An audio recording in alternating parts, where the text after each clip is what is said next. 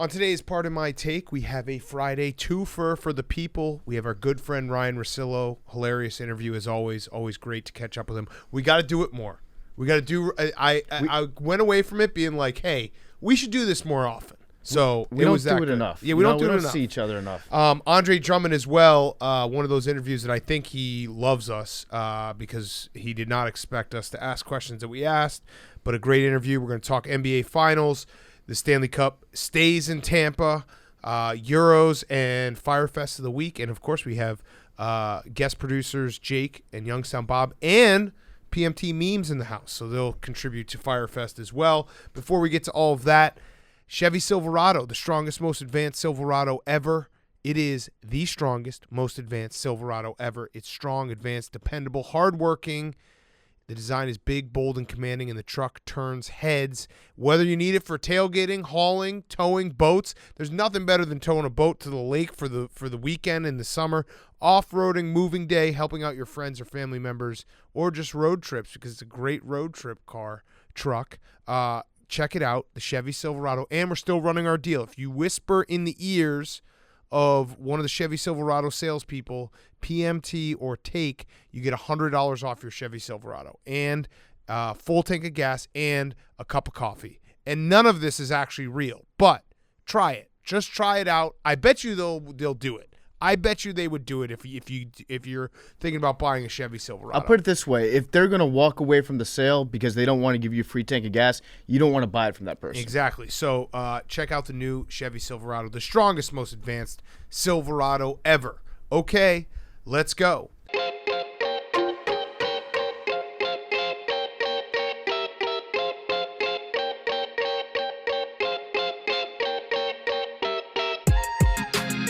Welcome to Part of My Take, presented by Chevy Silverado, the strongest, most advanced Silverado ever. Today is Friday, July 9th, and PFT, are we really going to do this thing? Are we really going to do the thing where we start every podcast with Suns in 4? Suns in 4. Because we just started the podcast with Suns in 4. Suns in 4. Hey, Big Cat, do you notice anything different about me?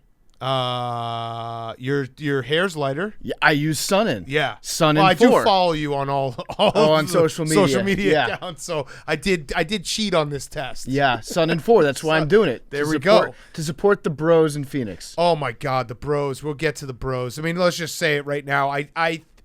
There are moments in Phoenix where it just feels like it's Coachella or Burning Man, but it's an NBA Finals game. We both clipped certain fans that and then they showed the pregame. The guy, what was his name? Dallin. Dallin Husso. Yeah. Dallin Husso. You make that up like, I don't know. That is the name of the Burning Man. If we did that as a fake name, people would be like, dude, that's too far. No, Dallin Husso is the ultimate. He's the Suns bro. And you know what? I've noticed also that the Suns fans, they have such an eclectic look amongst them, but they all come together to create the perfect energy inside that stadium. Yes. You'll have one guy wearing a Suns shirt and a Browns hat, another guy wearing a Yankees jacket over his Suns jersey with no undershirt. They root for all different teams outside of basketball. But they're here for the Suns. Yes. And when they're in 8K, it hits different. It hits a little bit different in 8K. Wild. It's way different than when they're showing the British fans in 8K. And the cameraman has a guy that got stabbed earlier that morning, and then a girl that looks like a guy that looks like me, and then 6 guys with braces to choose from. Yes. But yeah, the Suns fans in 8K, it made the viewing experience that much better. It was incredible. So let's talk about the game. So the Suns, let's start with the Bucks. Giannis was incredible. Giannis deserves more help. He deserves more help. He actually just deserves his max players, Chris Middleton, to play like a max player. He had 42. He was doing it all. Everything that he wanted to do, and maybe that was the Suns' strategy. Hey, Giannis will get his. No one else will get theirs. But Giannis was, exceptional. It was reminiscent, maybe not to the level, but that finals game, the classic J.R. Smith game when LeBron had 50. He had a 50-point triple-double in a loss to the Warriors in that game 1. This was a Giannis display. He was the best player on the court, and he had no help because Chris Middleton and Drew Holiday were combined 12 for 37. And we had this discussion the other day that Paul George gets paid a lot and he deserves the criticism because he gets paid a lot. Chris Middleton gets paid $33 million a year. Mm-hmm. Like, Chris Middleton has had moments in these playoffs, but you need him to play better than what he played in the game tonight. 5 for 16 and 1 for 6 from 3. Like, you can't win with that. You cannot win with that when that's your second best guy and a max guy. And Giannis, at the line, to his credit, he was shooting the ball a lot faster tonight. I think he was averaging like 8.5 seconds, 9 seconds per free throw. And I think he shot, 13 to 20? Yeah, he was actually not bad. A decent night by his standards, a very good night by his standards. 11 for 18. 11 so for that's 18. pretty good. That's really good, yeah, for him. So he can't do it all on his own. His left knee, every time he hits the ground, I get a bad feeling about it because like his body is so freakish that he was able to come back this fast. But you can tell it's not 100%, and that's kind of close, that's kind of crazy. It's kind of terrifying to think that the stuff that he's doing out there is when he's not 100%. He was doing that thing that we always say that LeBron should do every time he gets the ball, which is just put your head down and drive to the basket. Yeah, and he was just running people over left and right. It was such like violent encounters at the rim that there were like 3 times that somebody just got knocked on their ass as he was going up for a layup or a dunk, and the refs didn't even do the thing where they blow the whistle and make a call one way or the other. Yeah, they're just like, that's a fair play. That's good, clean defense. Giannis is just that much stronger. He's that much stronger. And then the Suns. So everything I just said about the Bucks, the opposite for the Suns, because the Suns, that was a complete team game. All 5 starters in double digits. It felt like they all had their moments. Like Mikal Bridges, Jay Crowder comes out. He's hot. He hits his first few shots. Mikal Bridges carried them in the first half. Then Devin Booker goes absolutely insane. Like everyone chipped in. Everyone played well. Every single time the Bucks felt like they were making a run. Every time they got it to 5 or 6. And it was a game pretty much the entire game because they would come back. The Suns would just hit a huge shot in their face, and obviously everyone will show that one possession, which was phenomenal, where everyone on the team touched the ball, and it was like kind of a scramble drill, and it was just like that's a team that is playing cohesive basketball, and everyone knows their role, and they all fit perfectly, and you can't beat that with one guy. And I feel bad for Giannis. He was trying to get us free tacos. Mm-hmm. Free tacos if the Bucks won tonight. You can't just tease us with free tacos, bringing back the Doritos Loco, the fire taco, right? Yep. You can't just tease us with that and then not give it to us. Come on, Taco Bell. Yeah. Like, we watched the game. We tried to support you. I did love that possession, though. The possession It was incredible. It was don't shoot until everybody touches the ball. That's a possession that, like, your dad will email to you in a week when he sees the video online. Be like, hey, remember when I used to coach your team back when you were 8 years old? This is what I preach, fundamentals. Devin Booker following his shot. He followed his shot all night long. Yep. I would like to see the statistical breakdown of Jay Crowder's performance as it relates to how likely the Suns are to win. Like, if he shoots over 50% from 3, because he's not afraid to shoot. No. If he shoots over 50% from 3, how often do they win the game? Because I would imagine that's the tipping point. See, Malcolm Gladwell, fuck you, I can be smart too. Mm-hmm. That's the tipping point for the Suns' offense because you have a chance at beating them if the role players don't contribute like that. But if they do, you have no chance. Yeah, and like I said, Mikal Bridges, like he in the first half, he carried him. He ended up with 27. Also, shout out our guy Frank Kaminsky. He had a trillion again, but let's just point out, not only did he had a trillion, so he had 1 minute, no stats, but he was a +2 in the plus-minus. Oh, wow, huge. So how about that?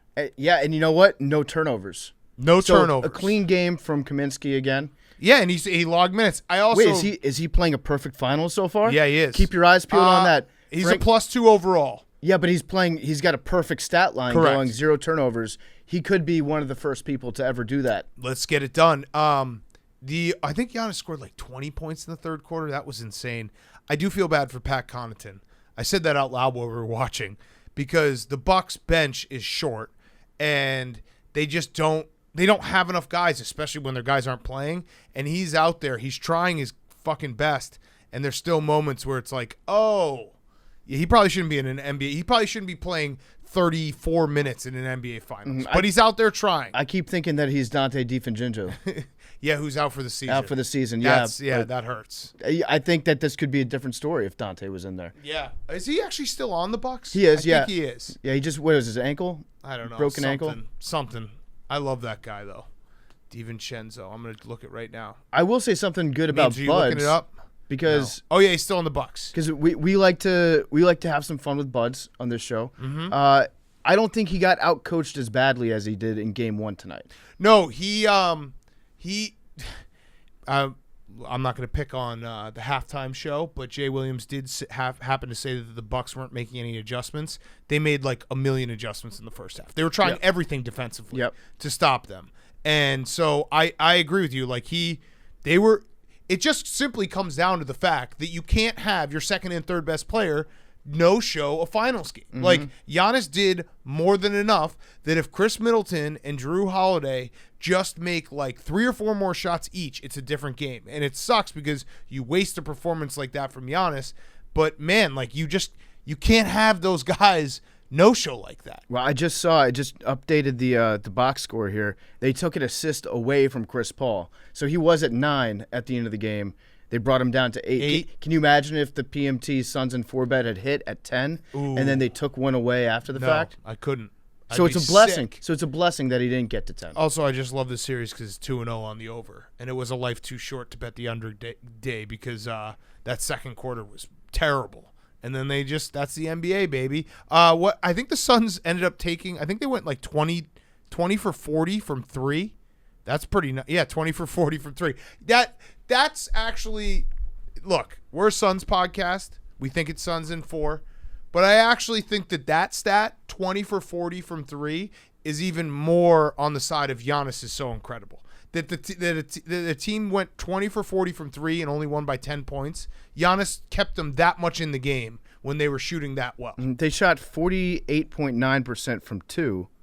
Yeah, they were on fire. And then 50% they're from 3. A really fucking good team. Like, the Suns are just a really, really good team. And they're a team, back to that possession, they just play, like, everyone knows their role and all the pieces fit so well together. Mm-hmm. Where, like, you just see it. You see it, like, they have every single thing they need.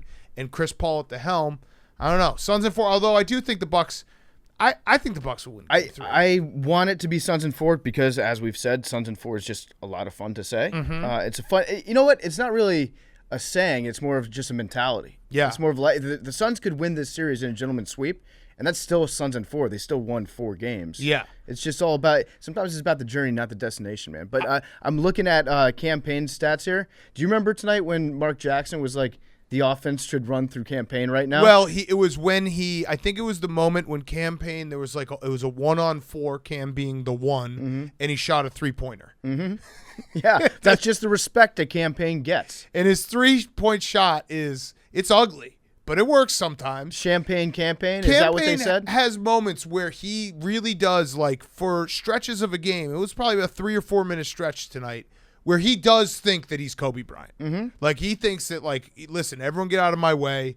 I'm not passing the ball. It's my game. Mamba mentality. Yeah. You got to have it. It's Mamba mentality with not the Mamba skill set. Is there anything worse than having maybe the worst player in team? I'm not saying this about campaign, but I'm just saying not. About another team that has, like, the last guy off their bench with the Mamba mentality. First, you have to have the Mamba physicality. Get to the Mamba mentality. See, I like the what comes first? If you're a role player, if you're a bench guy, having the Mamba mentality is not always a bad thing because you want a guy coming off the bench who's like, hey, he could catch fire. He could he could do some things like pushing it a little bit. So I like what campaign does. I'll put it this way: what if Billy Football had Mamba mentality? That would be a problem. On this show, that would be a big problem. Because Jake, the guy who sits next to actually is Mamba mentality. Yes, absolutely. Jake's more like Tim Duncan. Silently, like, incredible. Mm-hmm. Silently the GOAT. All right, so Suns, I do think the Bucks are going to win on Sunday night. It is now the Suns are going to win this series. I'll just say it. I think you agree. Yeah, Suns are going to win. I'm actually going to revise. I think it's going to be a gentleman's sweep. I'm rooting for Suns in actual 4, but I think it's going to be 4-1. I do think, though, that Giannis is going to have a legacy resurgence in a loss in this series. Because in the Brooklyn series, everyone's like, Giannis, like, limited player. Well, no, he was going up against Kevin Durant, who, you know, however you want to argue it, 1 or 2 best players in the NBA. He's not as good as him, but he still is really, really fucking good and a superstar in every facet of the game. I've always heard that role players play better at home. Yeah. I don't know how true that is. It sounds like it's a really good thing to say and a smart thing to say. So that's what I'm believing is going to happen in games 3 and 4. So they'll get some contributions from like Middleton. Obviously, he's not a role player, but and Lopez and Dano Beers and Dana Beers. I was asking, is Dana going to be up there? I think so. I assume so. He's got gotta an be. invite from Bakhtiari. Yeah, he's got to go. So he is the definition of a role player who will play better at home. He is a Suns fan in a Milwaukee body. Yeah, that's the perfect description of Dana Beers. That is. All right, let's talk some other sports. The Stanley Cup is staying in Tampa Bay.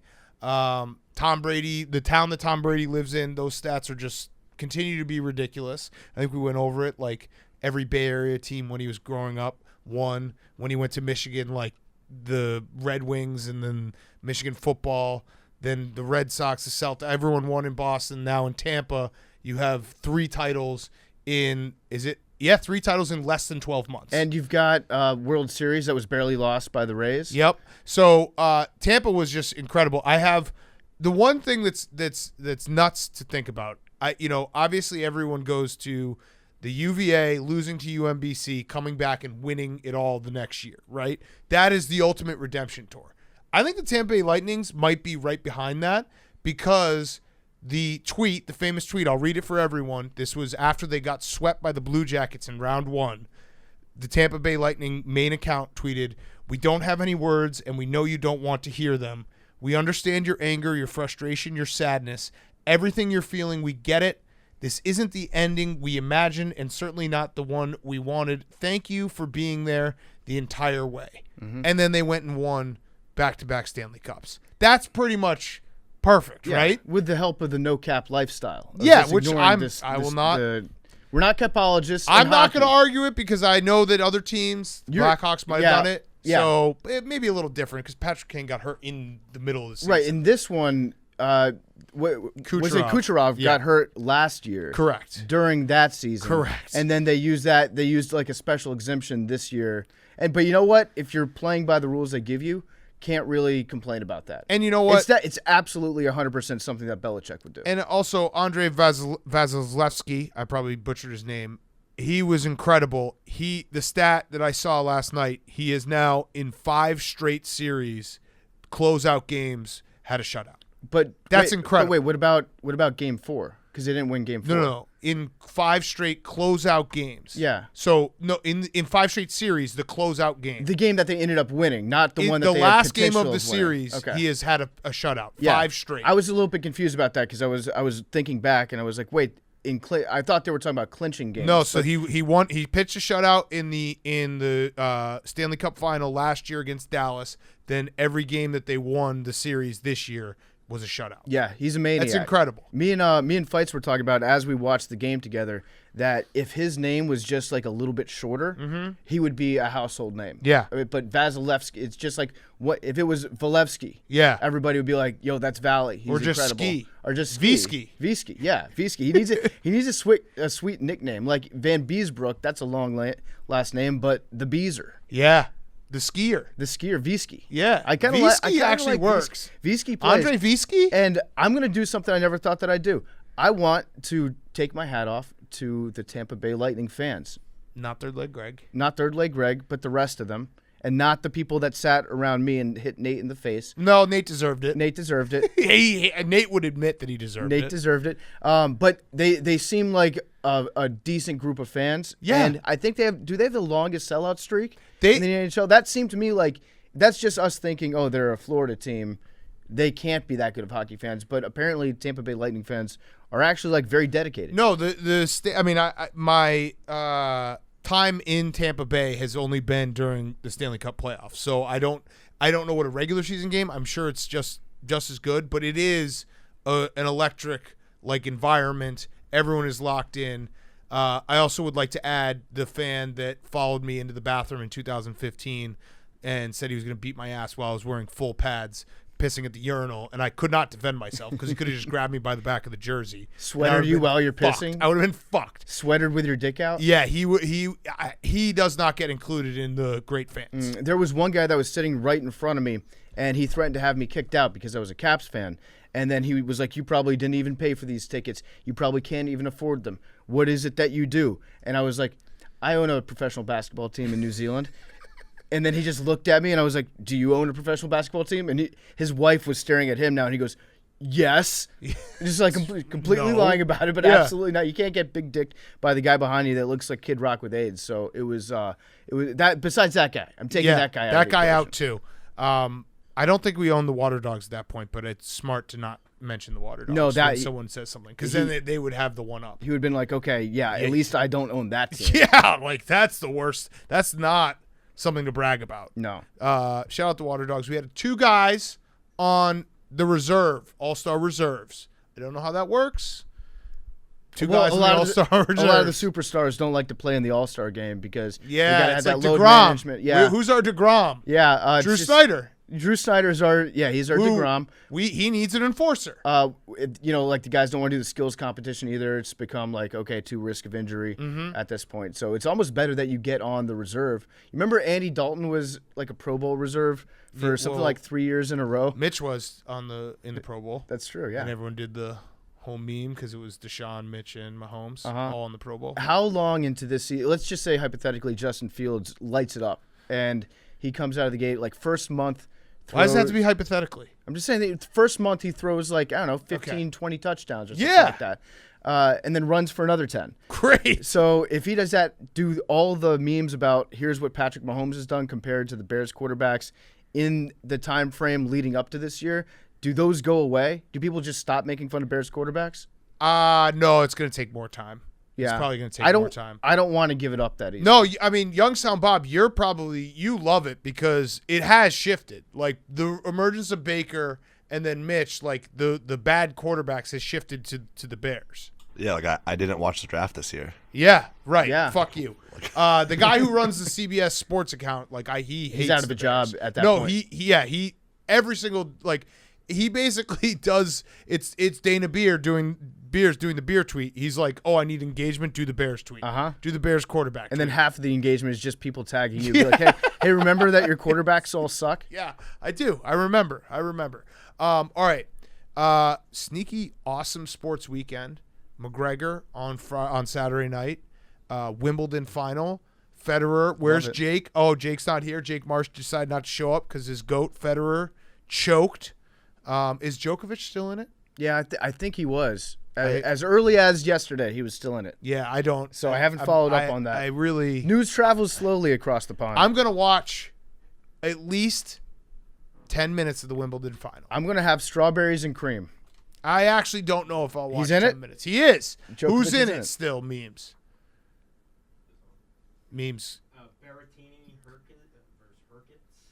Berrettini versus Herkits? I'm going to go. That's made up. Wait, who's playing against Djokovic? Okay, I got. You talking about Sharapova? No, Shapalavi? I got Joker in 4 sets. 4 sets. I do too. I have Joker to win the whole thing. Is anybody going to be watching Wimbledon in England? Is the crowd going to be completely empty there? It is a lot of there. Yeah, I mean it's like 8 a.m. So no, that's actually a great day. Just go to Wimbledon, get fucked up there on some champagne, then go drink some warm beer and watch it come home. I feel like the crowd is just going to be just pounding beers, probably starting at about 10 p.m. the night before. Yep, absolutely. All right, so should we do? We got a little fantasy lads. Well, yeah. So the finals. It's at Wembley Field. We've been saying it's coming home for the last several weeks. So we thought that we'd bring back one of our favorite segments from football season. Yes, the Fantasy Lad Boys. Fantasy Lad Boys. Are ready? Yeah. Okay. Oi! It's me, Nigel Garrison. They said we're not coming home. It's coming home, right? It's coming home, isn't it? It's what's his name? Cumberbitch. What's his name? Benedict Cumberbitch. Benedict Cumberbitch. Me and the lads, we're gonna head out. We're gonna pull a couple Richards and tune some things only though. We're gonna head some beer. I'm just reading KB's tweets with all the slang. Hey, wait, bloody blood clot. They said the British would have their heads hung like a chicken. I say some chicken. My boy's got a free yard, so gonna rock up to us with a few fat tinnies, then roll fat Zimmer and be lick off. Right, innit? Wait, Whoa! what the... What for bloody HE double cricket bats is that? Who are these boys? What's up, fuckheads? It's me, Giancarlo Montepulciano Itagio. My mama is gonna make fucking Sunday sauce out of your rotten teeth, England, you pieces of shit. You think that you can fuck with Italy? My friend, you're gonna meet the paisans. Some real fellas this weekend. What's up? It's Tony Ravioli. We're going to be watching the game down on the Jersey Shore. DJ's in my car. That's all I got. Hey, I didn't prepare anything. it's coming Rome. It's coming Rome, bitches. We've never even been to Italy. We just fucking love Italy, all right? I just fucking love. My great-grandfather's from Sicily, so go fuck off. I love Sopranos memes. Chef Boyardee. Hell yeah. Yeah, Sunday gravy. I took a 23andMe test.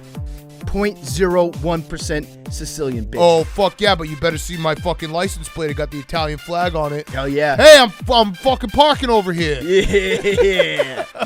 All right. That's your Euros preview. That's Fantasy Fuck Boys. So, we've said it's coming home. Yeah. I'm record scratch.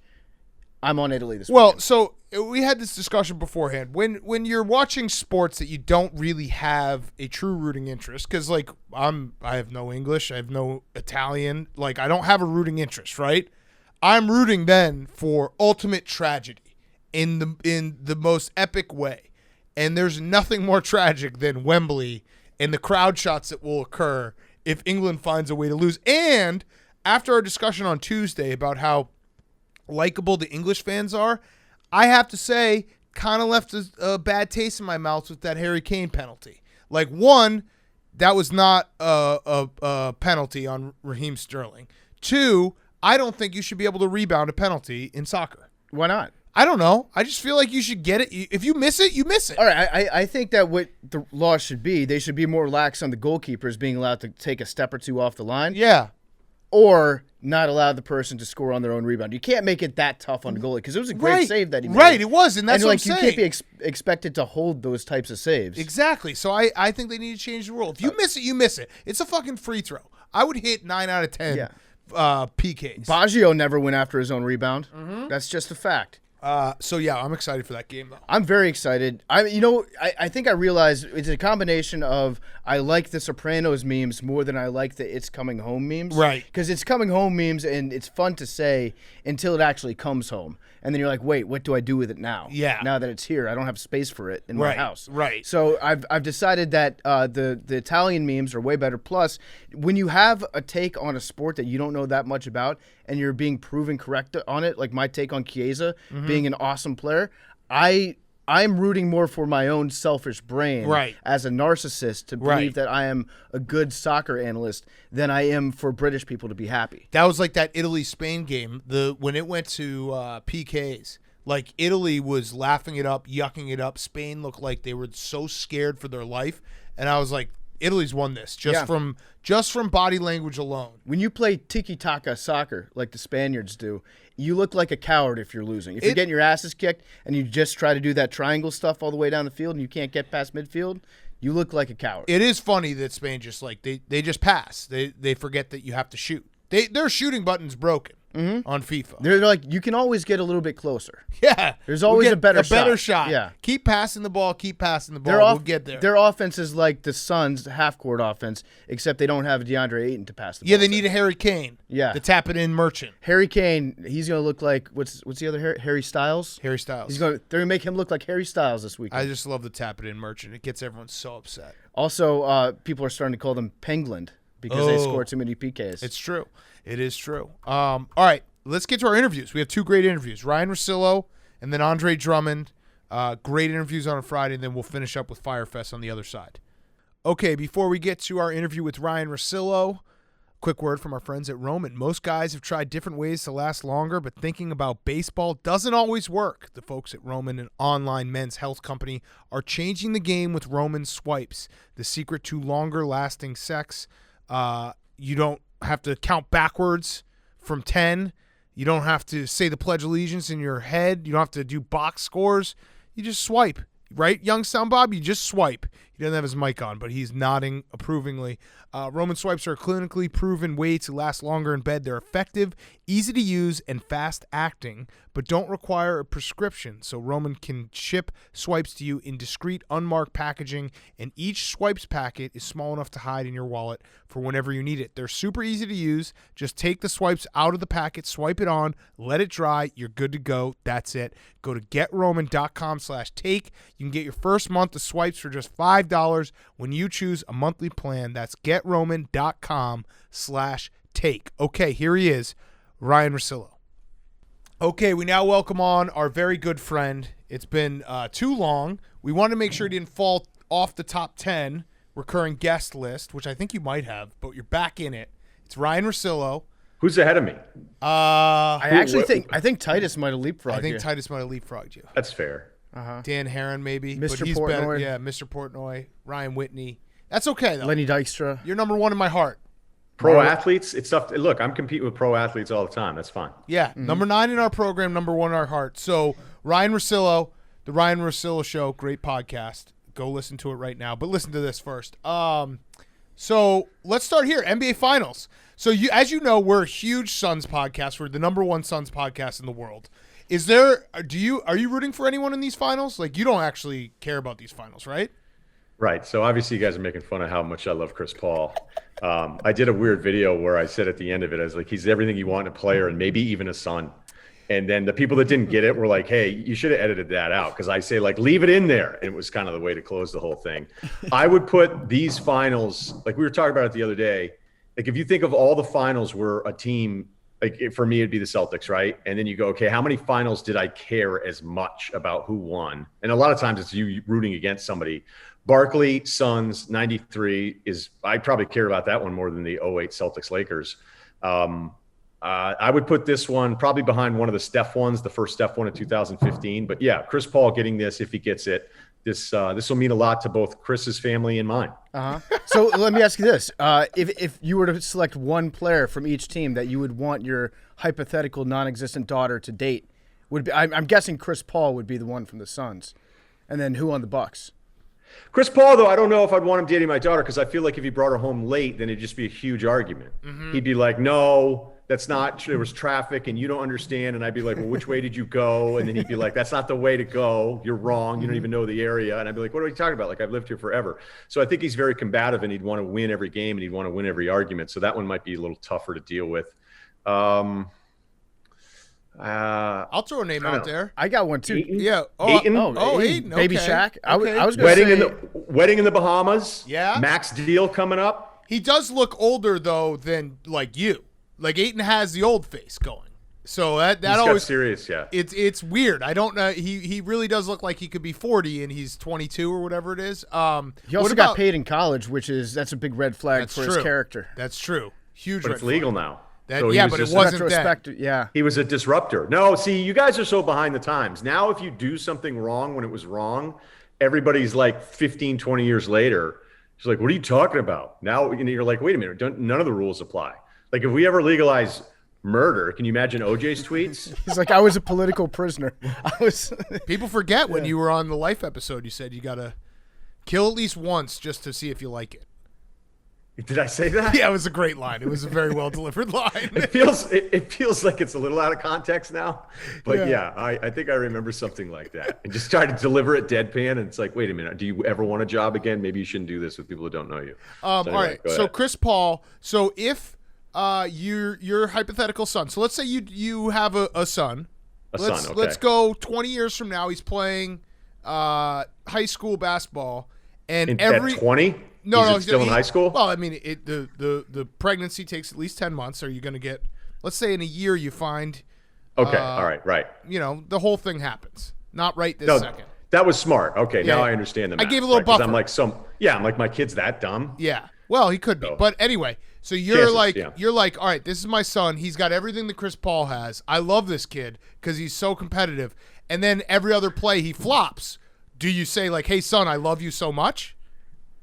No, my dad used to do this with me after my games. Like if I had a bad game, we'd get in the truck because he worked construction, and it had the signs on the side of it, F-150, cherry red, and we'd go and park somewhere after I had a bad game, and he'd say, hey, I just want to let you know, you decided you were going to have a bad game on the ride over here tonight. Wow. Was he right? Was he right? It was unbelievable. I mean, he was a big time motivator for me, and he knew he always had to kind of piss me off to really get the best out of me. Like, he's like, you don't play well until you're really mad, and that's when you're at your best. And he's like, if you're not going to be like that, then we're not going to show up to these games anymore, which was ridiculous because we were definitely still showing up to the games. But I would do something like that with Chris Paul, or a version of my son that was just like Chris Paul, and I would be like, look, I'm here for you. Your mother loves you too. We're trying to do the best with the custody arrangement. I'm sorry about the mistakes I've made, but you got to stop flopping. Yes. Yeah. We'd have a part, we maybe grab a sub, split a sub in the front cabin of the truck, because that's what my dad and I would do. And yeah, that'd be tough. That'd be really tough. But I don't think he flops the way that other guys flop. And I know everybody's going to push back on that. So go ahead. Yeah. No, he's right. He's better at it. Yeah, he does it more. Yeah. He does it so much that he almost hurts himself. Did you notice? And I know you love Chris Paul. I mean, we are the #1 Suns podcast, but you came to the Chris Paul thing like last week. I saw it. We've been on the train for like at least 3 weeks. Yeah, no, I just started to like him. Yep. When he got pushed by Pat Beverly, he did kind of flop at the end. He grabbed his face, and then he realized, wait, we're winning this game by 20. I'm good. And he stood up and he celebrated. I saw that differently. I got to be honest with you. This is Frank Kaminsky. I saw Frank Kaminsky beat the fuck out of Pat Beverly, and everyone else saw something different. Have you ever been pushed in the back like that, though, when you're not ready? Like, we're lucky. That's like getting rear-ended at 25 miles an hour. It's the thing that they throw people out of like pickup games for. If you're driving to the hole and somebody pushes you in your back when you're jumping up in the air, it's actually the most vicious version of assault. But it hasn't. I've never had it because I'm not a dickhead like Chris Paul. Here's what I would say about his flopping. I don't like any of it. And the fact that anyone continues to call when the guard is bringing the ball up and he just stops and gets run over by a big guy and they give the guard the foul. Like, with all these changes everybody's talking about, all you'd have to do is get the rest together and say, hey, we're just going to stop calling it. And after a few weeks, after you turn the ball over, you take a terrible shot and it goes over the backboard, and Trae Young or James Harden looking around, or Chris Paul getting run over, these guys will stop doing it once you stop calling it. So I hate that play too. But I think Paul does those, especially because it's in front of everyone. That stop in transition, get run over and get the call. It's so egregious and horrible that it's probably thought of like in a worse sense in the basketball community than guys just flop to the lane every time. I mean, Harden actually will pull your arm into his body, take the shot, and the other guy's arms are pinned, and then the ref calls it all the time. Like, I can't believe that has ever been called more than once for any player in his career, because we see it all the time. So I actually think there's more floppers on shots and also on drives than Chris Paul. But when Paul does the deal where he lets the guy run up his back, it just looks so much worse because it's the only thing we're looking at. I also think that Chris Paul, we need to give him some credit, because on a lot of these flops, if he hadn't have flopped, he was about to get hit like a half second afterwards. You can see like he has pre-crime in his head. And he knows, like, hey, here comes an elbow. I might as well flop before it hits me. And then, as he's down the ground, the elbow does swing through his airspace. So it's almost like, he's a good point guard. He sees the play before it happens. Yeah, a lot of it, I think, comes out of just being incredibly competitive. But that's where Harden fans or other fans of other guys, I mean, look, we all know what we're doing. We're all sticking up for the guy that we like. But I still think with Paul, it doesn't happen as frequently as it does with the other guys. And so that's why I feel a little differently about it than just extending out the legs every time. I mean, look, Steph, who I love, started doing it more this year than he's ever done it before, because he's like, look, if you guys are going to keep calling this stuff, I guess I'll start doing it. So I don't really blame the players for doing it. I blame the refs for allowing it to evolve to this point where guys are now mad. Trae Young gets mad while the guy's about to whistle. Like, the ref is about to give him the whistle, and Trey's already mad at him, and then stays mad because it's like you weren't quick enough with the whistle of the bullshit call that I just earned. So I think you're in the right. Kyle Lowry, douchebag. Everything he does is terrible. Chris Paul, hero. You want him to be your son. That's how we can kind of sum it up. Yeah, perfectly. Yeah, all right. So the Suns are going to win this series, right? I think we make mistakes all the time with playoffs, man. We really do. And, say the Suns get game 2 and they're up 2-0. The desperation level for Milwaukee at home for game 3, I say this every single year because I just think it's on point, is you can't fake desperation. You can't be as desperate as Phoenix will be, or excuse me, as Milwaukee would be. Like, you can say the right things. You can do the cool chants, win on 3, Suns come running out of the tunnel, but you're up 2-0. And human nature, it's kind of like when there's a lead. Like, Phoenix was totally in control of that game, I thought. They knew they could do whatever they wanted. Milwaukee changed their defense 3 or 4 different times. Phoenix was actually surprised sometimes, I think, when they get switches. Like, you could see Devin Booker be like, oh, my God, I can't believe how much time I have to make a decision on what I want to do next. And be like, okay. And then you're up 20. You feel like you're in control. Milwaukee goes small, and you're a little – you're mailing in a little bit, like the 7-8 minute mark of the game. And then Milwaukee got it to 7. And you're like, wait, this is a game? Like, how is this a game? Because it hasn't felt like this. So I think the same thing applies in series. And, they'll figure out something with Lopez. They didn't bring him back to close this game at all. The same thing happened in game 1 against Atlanta. They didn't bring him back basically for the last 15 minutes of game 1 because they felt like his coverage, it just wasn't going to work. So I don't know if Milwaukee will go small again. I don't know if they got back into the game because they went small or Phoenix was up 20. So I am very anti. We see one game, it looks like one team has no chance, especially how they match up defensively, and then think like that's the series. We've all done this for so many years now. We've watched so many series. I mean, how did you feel about the Clippers against Dallas? How did you feel about the Clippers against Utah?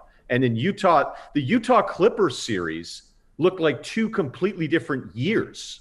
Yeah, that was crazy. It was a matter of days. So even though I like Phoenix going in, and the guard part of this is just overwhelming, and Ayton has turned into a star here in a very short amount of time, I still think there's a version of Giannis being a little bit better. I thought they were a little slow in the first half collectively. I could see a game where their size and Drew Holiday stepping up, and we're going, oh, wait a minute, maybe Milwaukee's figured some things out. So I don't think there's this massive, massive gap. Although, yes, I picked Phoenix going in. Okay, so follow-up question. Let me just a side note. That's lame of you to actually be like, "Hey, I'm going to think about this," instead of just saying something and then like what we do. We'll be a just prisoner be like, of the Suns moment. in 4, yeah, Suns in 4, Suns in 4.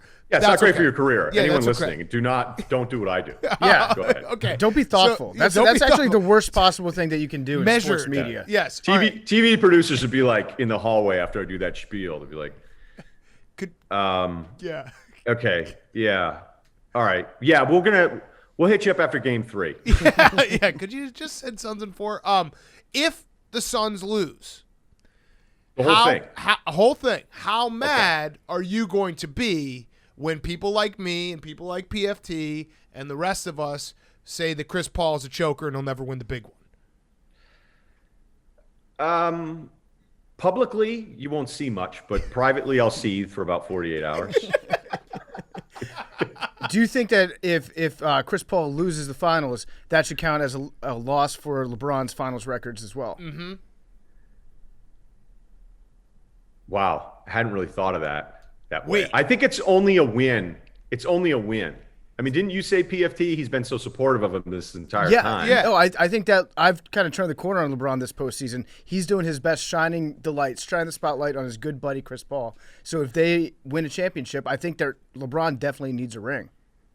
Yeah, I don't think it counts as a loss for him, but it definitely counts as a win. Although I did love when Chris kind of went back at him a little. Yeah. I mean, LeBron, it was kind of funny how almost, LeBron is a very, at this point, it's almost political with him. If you like him, you're like, hey, great point. And if you've already decided you don't like him, then it doesn't matter what he says. But when he said, hey, I told everybody these injuries while he's at home, and people just crushed him. And then Chris Paul's like, hey, dude, we all knew the deal. We're like the 2 most powerful people in the league, and we all voted to come back. So you say what you want, but I'm trying to win a ring here, which is exactly what everybody else would be doing. Like, if LeBron were still alive or anybody be saying, do you think he would be like, yeah, these playoffs have actually been a lot easier to get through? Of course not. So we all do what's in our own self-interest, especially when you're that big of a deal. Yeah. I mean, I know that there's been a lot of injuries, but there's also been guys sit out a lot during the season. And also a lot of the injuries have been a little bit freakish. I mean, Kyrie How about Irving, Silver? What'd he say? Well, Silver pushed back on the whole thing because it's like good. Finally standing up to his boss, LeBron. Would you agree? And I always felt like this way at ESPN. And I would say, hey, if you're going to present me with science that's very conclusive about what rest really means and load management and all these things, then you've got me. But you can't be dismissive of the television partnership. business is about partnerships. And if you keep telling one of your business partners, the one that's paying the biggest tab every single season, like, hey, sorry, you guys got another big Saturday game, but our science says this. Because I've asked GMs, like GMs that you would think would be all about rest, being like, you know what, I've looked at everything and it's honestly still a little inconclusive. But I feel like the media side of it has just been in this rest mode for years. I mean, I've talked about this before, but I feel like most media members that cover the NBA are very much pro rest. It's like, hey, you can't have these guys sit enough. And so we have the quick turnaround, which is a lot to ask, both emotionally and physically, which I think all of us understand. But then when you were doing the all NBA voting and you were looking at like the 20 guys for 15 spots, if you were to say, oh, that guy missed 20 games, good luck finding anybody that didn't. Like Jokic and Chris Paul, like there were very few guys that played out the entire season. So the best players missed almost a third of this abbreviated season. And then we still had all these injuries. So Silver's basically saying, hey, look, the science is still inconclusive, which is another thing that I think we've all learned. It's like, hey, listen to the medical experts. Those guys disagree with each other all the time. We're just too dumb to understand what their arguments are. So I am not sold on really any argument. I'm not saying it's had nothing to do with the injuries have had nothing to do with the quick turnaround, because as you said, a lot of the guys, they're either freakish injuries or guys with long injury histories already. It's just overwhelming. And I think it ends up being turned into that talking point where everybody's on the same page when I'm like, why are you so convinced that you're right? Because I'm not convinced of either. Yeah, if you land on somebody else's foot, there's no way that you can blame that on like the short turnaround. Correct. That just happens in basketball. If it's like James Harden and you got a hamstring injury, then yeah, you could say like, okay, that could be an overuse injury. Just, like given his injury history, it might be, it might not be, but you don't really know. I don't know what to do about that either. I just feel like what the players really want is they just want to be like, hey, I'd like a day off. Like work sucks sometimes. I'd rather not play every single day if I don't have to.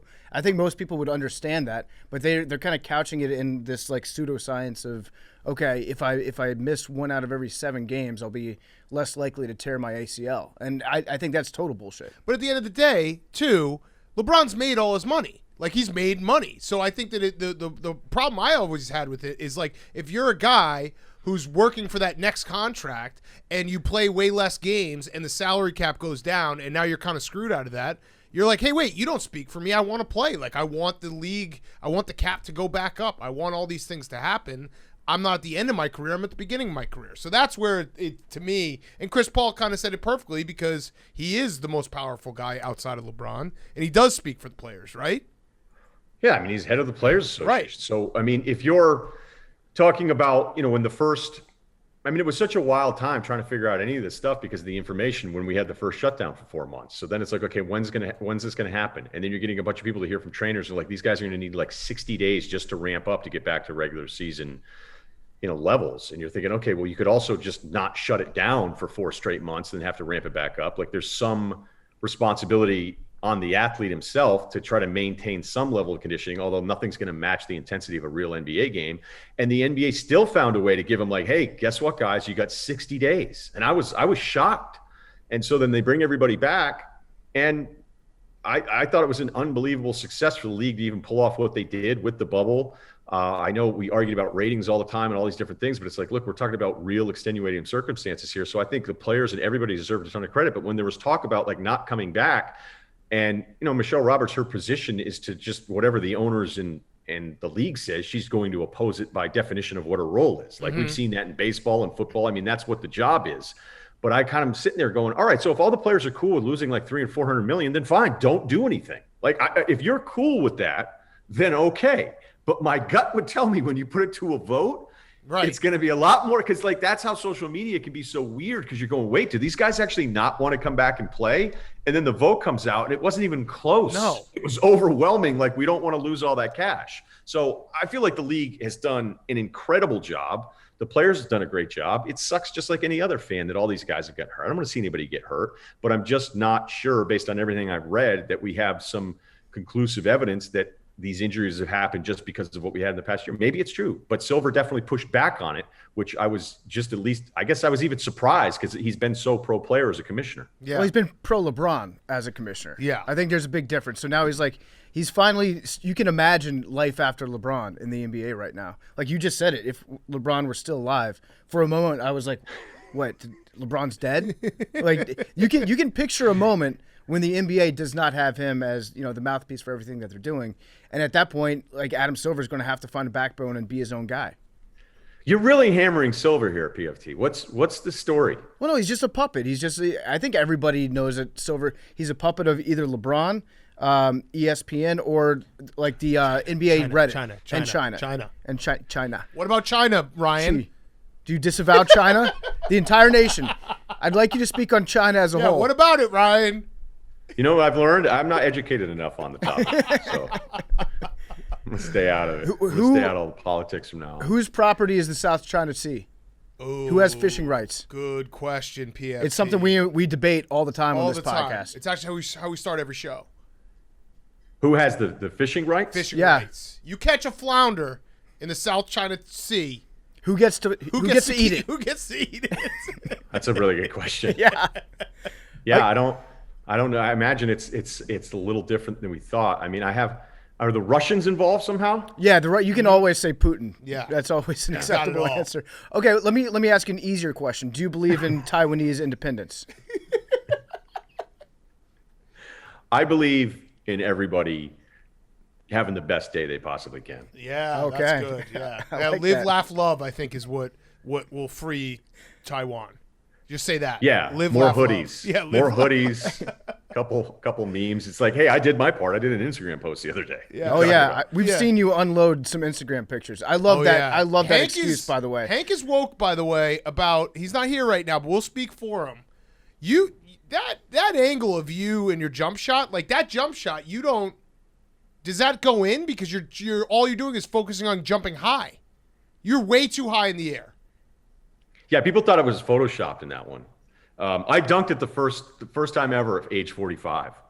So, I mean, people have said specimen. I don't like calling myself that because it's kind of like a third person thing. It's weird. Yeah. But I got up so high on that one. I was deep, and I was just trying to get you know where I was? I was on the border of Canada. I was up like upstate New York. I went through a big drive. I was out in the lakes of Vermont. So I did this whole thing. I go, you know what I'm going to do? I'm going to try to find different places to play pickup hoops. And then I found the oldest log cabin in the history of the country, PFT. Ooh. I mean, this cabin's been moved all over the place. I love log cabins. Yep, huge log cabin guy. I'll tell you, easy to heat, right? I mean, those guys had it right. The heating bill on those, no problem. A couple cords of wood, get you through the winter, one room, center pipe. I love a good wood burning stove as opposed to a fireplace. It gets hotter. Yes. Yeah, and then you can use it to cook. Yeah. Right on, crack an egg right on top. I noticed you didn't answer the question. Yeah, you totally deflected Was that. there actually a basketball in your hand when you were starting to shoot that jump shot, or you were just jumping up into the air out on a court? I took a jumper. If you had told me that you parachuted and that was the end of the parachute, that would have made more sense. No, I was taking a jumper. I mean, look, there's a level of loserdom to my Instagram page that only a few appreciate. And then some people are like, maybe you're just really that big of a loser and you use that as an excuse to go ahead and post this dumb shit. But yeah, I had a photo dump, and it was going to be like a photo dump of me just taking jumpers at 8 different places that I'd played pickup hoops.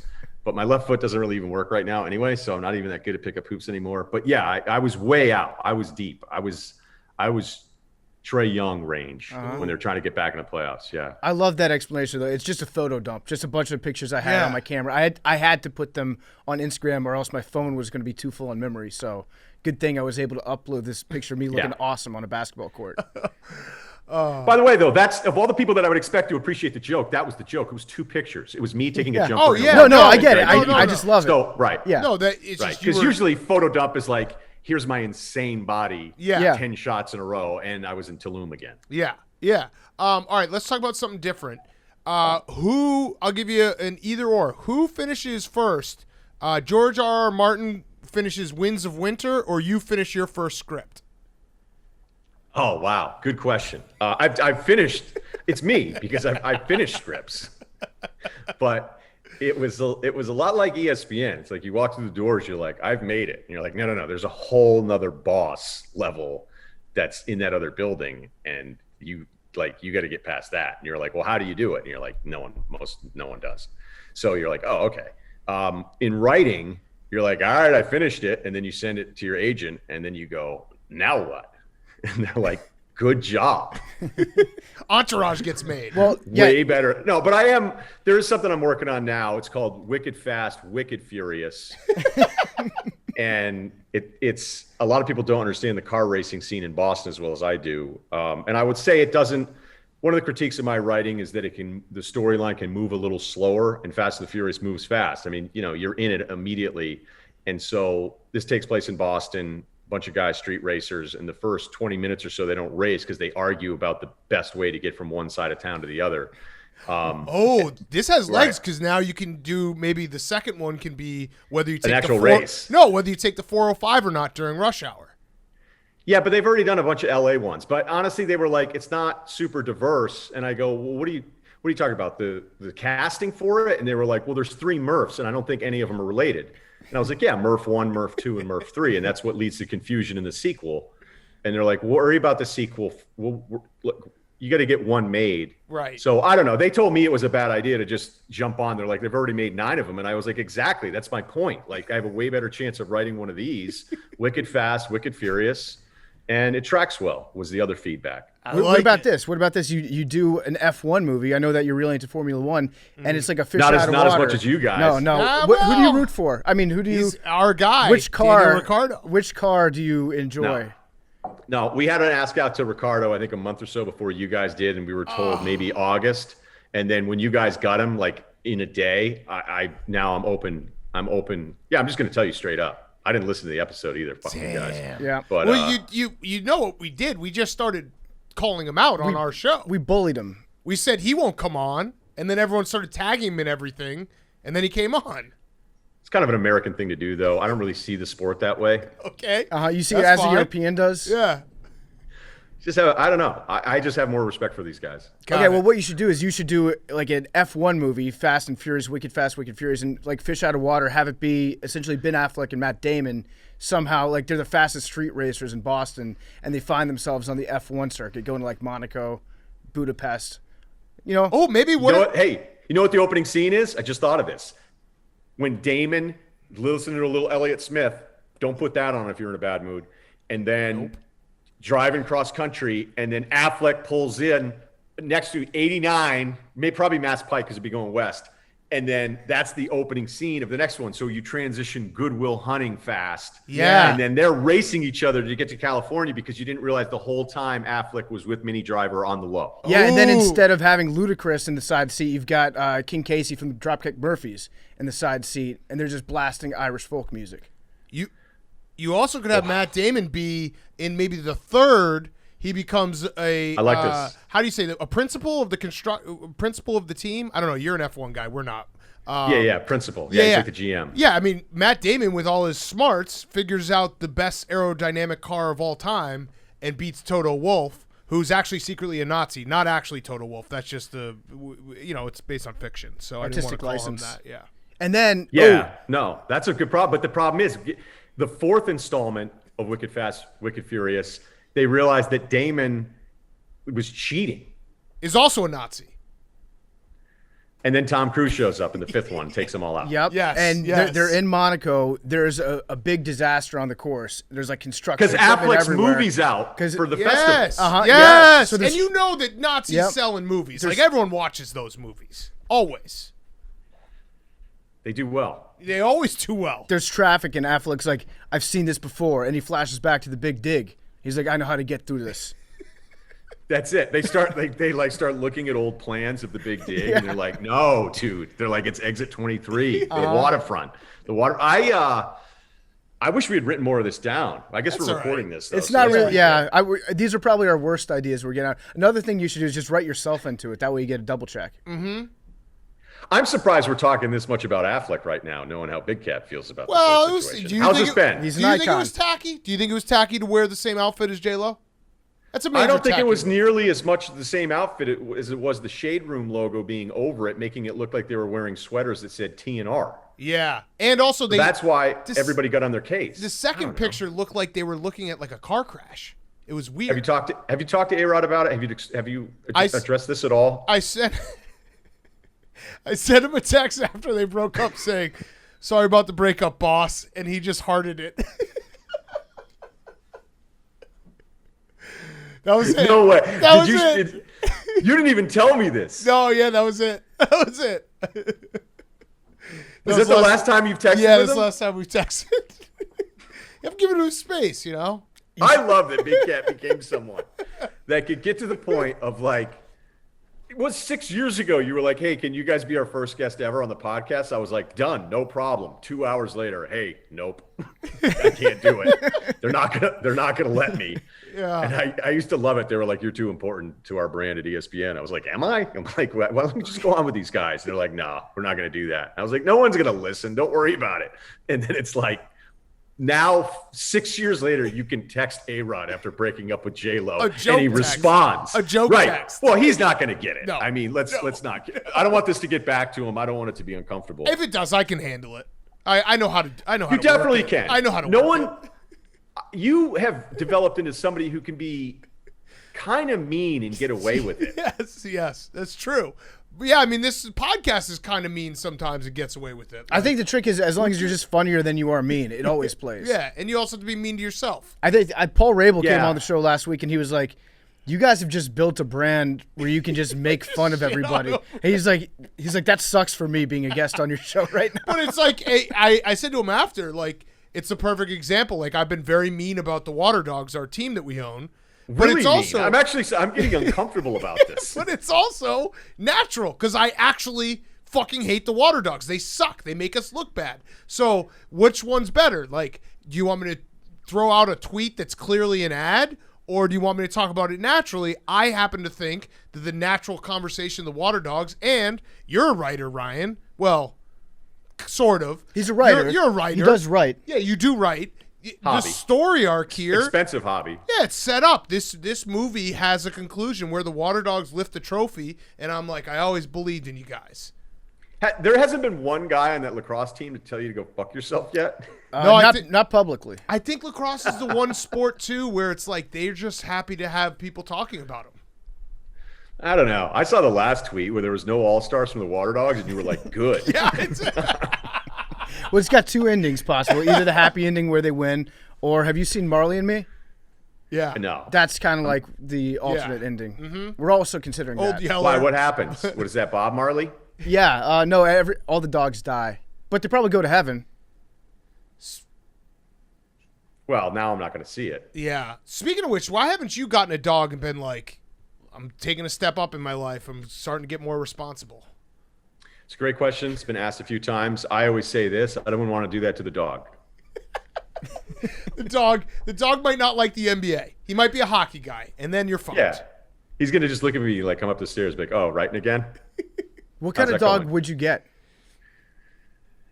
You know what's funny is I never was I've told the story before, and it isn't something that does my Q rating any good, but because my dad was a humble carpenter at the beginning, laying brick. Actually, the first few years I was on the job sites with him. He would bring me to every estimate because he felt like if he had this little tow-haired kid coming along, he'd have a better chance of closing the deal instead of being like a 6'5" guy with long hair in this pickup truck.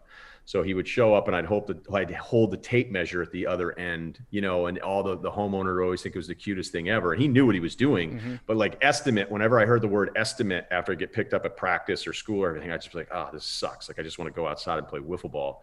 And he'd be like, no, we got to go do an estimate. And that also meant that I got attacked by like everybody's dog when I first showed up at the house. So for a very long stretch, dogs to me, I was like, another fucking dog's going to jump all over me all the time.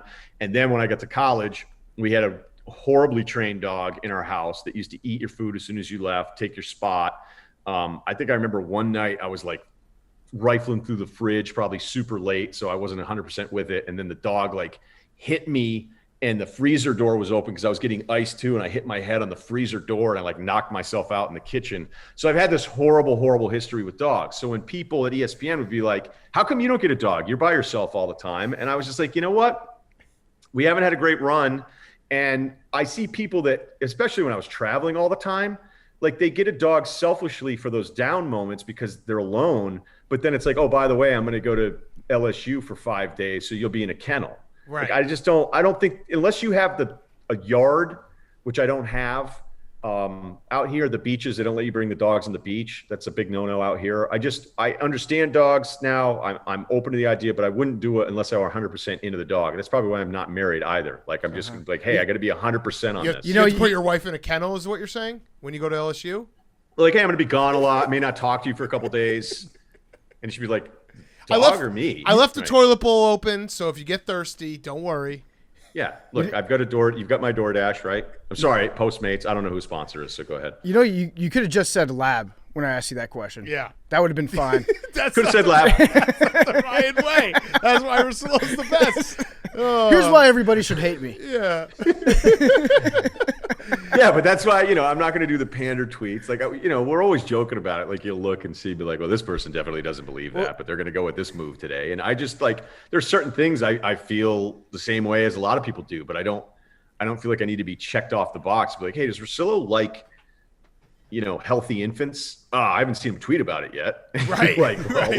Let's not check him off yet until we see him acknowledge that healthy infants are awesome. So whatever. Mm-hmm. We're going to get back to Ryen Russillo in a second. Before we do, Coors Seltzer. We love Coors Seltzer. Coors Seltzer is the best summertime drink that you can have. I'm actually holding one right now. I'm holding the Coors Seltzer Orange Cream Pop. This thing is delicious. This thing is, I was going to say it's like crack. They probably would not appreciate being compared to an illegal drug, but it is delicious. It's the tastiest seltzer that I've ever had in my entire life, and it looks awesome too. It's Orange Cream Pop. We all know Orange Cream Pop. It's a nostalgic blend of orange and vanilla with a touch of sweetness to taste like orange cream soda. It's the perfect, refreshing treat for a hot summer day. It's 4.5% ABV. It's only 90 calories per 12 ounce and comes in a 12-pack. Orange Cream Pop Coors Seltzer is the official seltzer of the ocean. I just put that on the ocean right now. It's Poseidon's favorite drink. Hell yeah. Uranus's favorite drink. If you're going to the ocean, you're drinking a Coors Seltzer Orange Cream Pop flavor. And they're also the official drink of rivers. They're helping restore river water. I think we've saved more than 120,000 gallons of river water so far. The goal is to restore 1 million gallons of river water with 2,000 cases of Coors Seltzer. We love it. And every 12-pack sold refreshes 500 gallons of river water. If we hit 2,000 cases, Hank is going to have to go fishing and prove that he can catch a fish with his bare hands in the East River. In the East River, he's going to be fully submerged, just skin diving. He's going to skin dive. I love it. So skinny dipping, all nude in the East River. Hank will be catching a fish with his bare hands or cheeks or whatever he can use, whatever appendages are available to lasso a wild fish in the East River. Hank will be catching it. That's only if you guys drink enough Coors Seltzer, though. So the goal is to restore 1 million gallons of river water with 2,000 cases. And tweet us a picture of your Coors Seltzer with hashtag #LetHankFish. For every pick, we count as one case added to the scoreboard. So get Coors Light and Coors Seltzer delivered straight to your door with Drizzly or Instacart, or you can go to CoorsSeltzer.com/take. See where you can purchase Rocky Mountain Refreshment, now in a hard seltzer. Coors Brewing Company, Fort Worth, Texas. Celebrate responsibly. For every 12-pack sold through 12/31/2021, Coors will purchase services from Change through Coors to restore 500 gallons of fresh river water, max 5 billion gallons through 2021. Details at CoorsSeltzer.com. Here's more Ryen Russillo. So, all right. So my question. So I told you beforehand I was gonna spring it on you. So you don't know what I'm gonna say, but you had a line. I think it was probably 3 months ago that made me laugh so much that I put it down in my notes. And it might not even be funny because I don't even remember the context. But you said you're giving life advice. You're like, listen, I've been a guy for a really long time now. And I was like, what the fuck does that even mean? And it got me thinking, like, Ryen is sitting here being like, I got my guy resume. Like, you could see it. I graduated guy school in like 1999.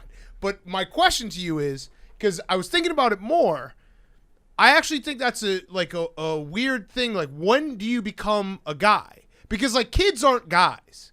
Like even a 19-year-old, I don't think is a guy, because it's a little bit of maturity. It's a little bit of like life wisdom. It's a little bit of kind of like, hey, you're not a guy until you stop like maybe trying to hook up with your best friend's girlfriend, like kind of thing. Like that's not a guy move. So when do you become a guy, and how long have you been a guy? I feel like, the thing I'm most happy about, however circuitous the path was, is that I wouldn't be as good as a talk show host. And like, I'd like to think that I've done an okay run here over the last 20 years of doing this, but I had to be kind of like not have it figured out for a really long time. I had to bartend. I had to have those moments where I'm like, this isn't going to work out. And then studying for a general contractor's license, and then having other moments where like nothing is working out. And then being so single-minded, it's like literally the only thing you care about, while still, trying to keep up with your friends and have like a normal life, when you can't really have a normal life when you were doing what I was doing in the beginning at ESPN. Like I was driving back and forth and living in a hotel room. I think I stayed in a hotel like 200 nights the third year I worked at ESPN, because I just was like, I don't care. This is the only thing I care about. So instead of just going to Syracuse and immediately like having enough networking that you can get your foot in the door in this industry that is so hard, and I think it's harder all the time, I think those experiences of just being an idiot and getting stuff wrong allows me to be in a better position to give people advice. Because there's other people being like, how can you give anyone advice? You don't have any kids, you've never been married. And it's like, yeah, but most people have done that. And if you did it earlier, there's not as many life experiences for me to like see a guy emailing and he's like, hey, so this is, some guy who's 25 who goes, hey, so, there's a girl at the gym and she's super flirty with me, but she doesn't respond to my texts. And then when she sees me, she's like, oh, I'm so sorry, I didn't respond to your text, but, blah, blah, blah, blah. And it's like, dude, it's really simple. Like people have been on both ends. Or if you have, zero game, I guess you've never been on the other end of it. But like, you don't ignore somebody that you're interested in, right? And at 25, you'll still have these moments of like, wait, what kind of game is being played? And you're like, actually, it's a very simple one. Like she's probably seeing somebody else. She likes the attention from you at the gym. And if she's dating somebody, he's not there. So that fills some sort of void for her, those interactions that you have with her. And like, you just have to be around long enough. And people could listen to this and say, yeah, obviously, idiot. Like, thanks for the doctorate in something really simple. But it still feels like so many people miss these signs. And then there's certain things that we'll miss too. So I guess, again, it's a long-winded answer of it, but I'd had to have all those ups and downs and different experiences, and dating is obviously part of it too, where you're like, okay, well, I've already had this happen to me, or I did this to somebody, so I know exactly. So that's my answer being a guy, and I'd say it probably, unfortunately, has gone a little bit longer, but probably kicked in the mid-20s. Well, mid-20s. How does it work out now if you do something that's decidedly un-guy? Do you have to are you guy enough to look yourself in the mirror and check your guidem, or do you need another guy like buddy system to be like, hey, Ryan, that's not a guy move. That pull you over, hey, slap you in the face, be like, hey, dude, what are you doing? You're a guy. The only person checking on me is me. So the isolation. People, my friends were joking that you're the most built for this of anyone we know, going through it all. But I'm harder on myself than anybody else could possibly be. So I try to keep myself in check. But whatever. It's weird because, we're getting a little deeper here, but I can think about my career and all the stuff I've accomplished and having a nice house and all this stuff, which seemed impossible and everyone would have bet against 20 years ago. But then sometimes I'll think like, was I just really successful, but like, I still haven't even come close to figuring it out. Like, do I think I have it completely figured out and everything's going to be nice and easy now the rest of the way? Or do I constantly trying to make things really hard on myself where I can only operate with massive challenges? Like trying to become a screenwriter, like as much as we bullshit and joke about it, this isn't easy. It's really, really hard. And here I have something that's really successful, and yet I have this other thing that is really the thing that I'm trying to figure out how I can do it. And most of my friends are like, why can't you just chill the fuck out and have a really successful podcast and a really nice life as you go into your 50s? I'm like, well, I also don't know if I want to be giving out dating advice to college kids when I'm 55 years old on a podcast. Okay. What that just signaled to me is when you figure out the writing part, we are going to see Ryen Russillo try to make an NBA team with that sick jumper. You're like, I need another challenge. Here we go. I want to see you compete for an EGOT, but not necessarily like the actual awards. I just want you to have gotten paid for something in all of those categories. Mm-hmm. That's your personal EGOT. Grammy's going to be tough. Spoken word. Narrate your own book. I've actually been working on some of my spoken word. Really? Give me a sample. Seasons. There's 4. Why only 4? Who is in charge of the seasons? Not you. Fall, ahead of spring, or behind? In which order are the 4? Summer, I'm here for it. That was beautiful. That was fucking beautiful. All right, now we're going to get that spoken word Grammy because it was recorded on our show. Yeah. Thank you. But think about what I just said, though. Don't let the moment just pass by. No, I am definitely thinking about it. I do agree with you though. Your life advice. It is kind of crazy. We've only had 4 though, with all the innovation. Yeah. Well, I mean, LA does. What does it have? 1? It gets a little chilly here in the winter in Manhattan Beach. Like 60?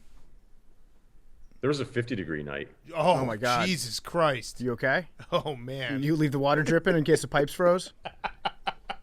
Your car Guys, on? You left your car on, didn't you? There is nothing.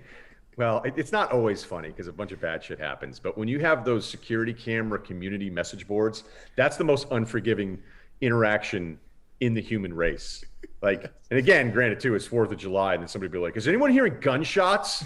I'm over in Hawthorne, and you're like, "It's the 4th of July," but somebody would just be like, "Hey, here's a video of a person breaking into my car at 3 a.m. And it's like, "Why'd you leave your fucking doors open, moron?" You're like, "Okay, my kids' toys were stolen and my baby seat."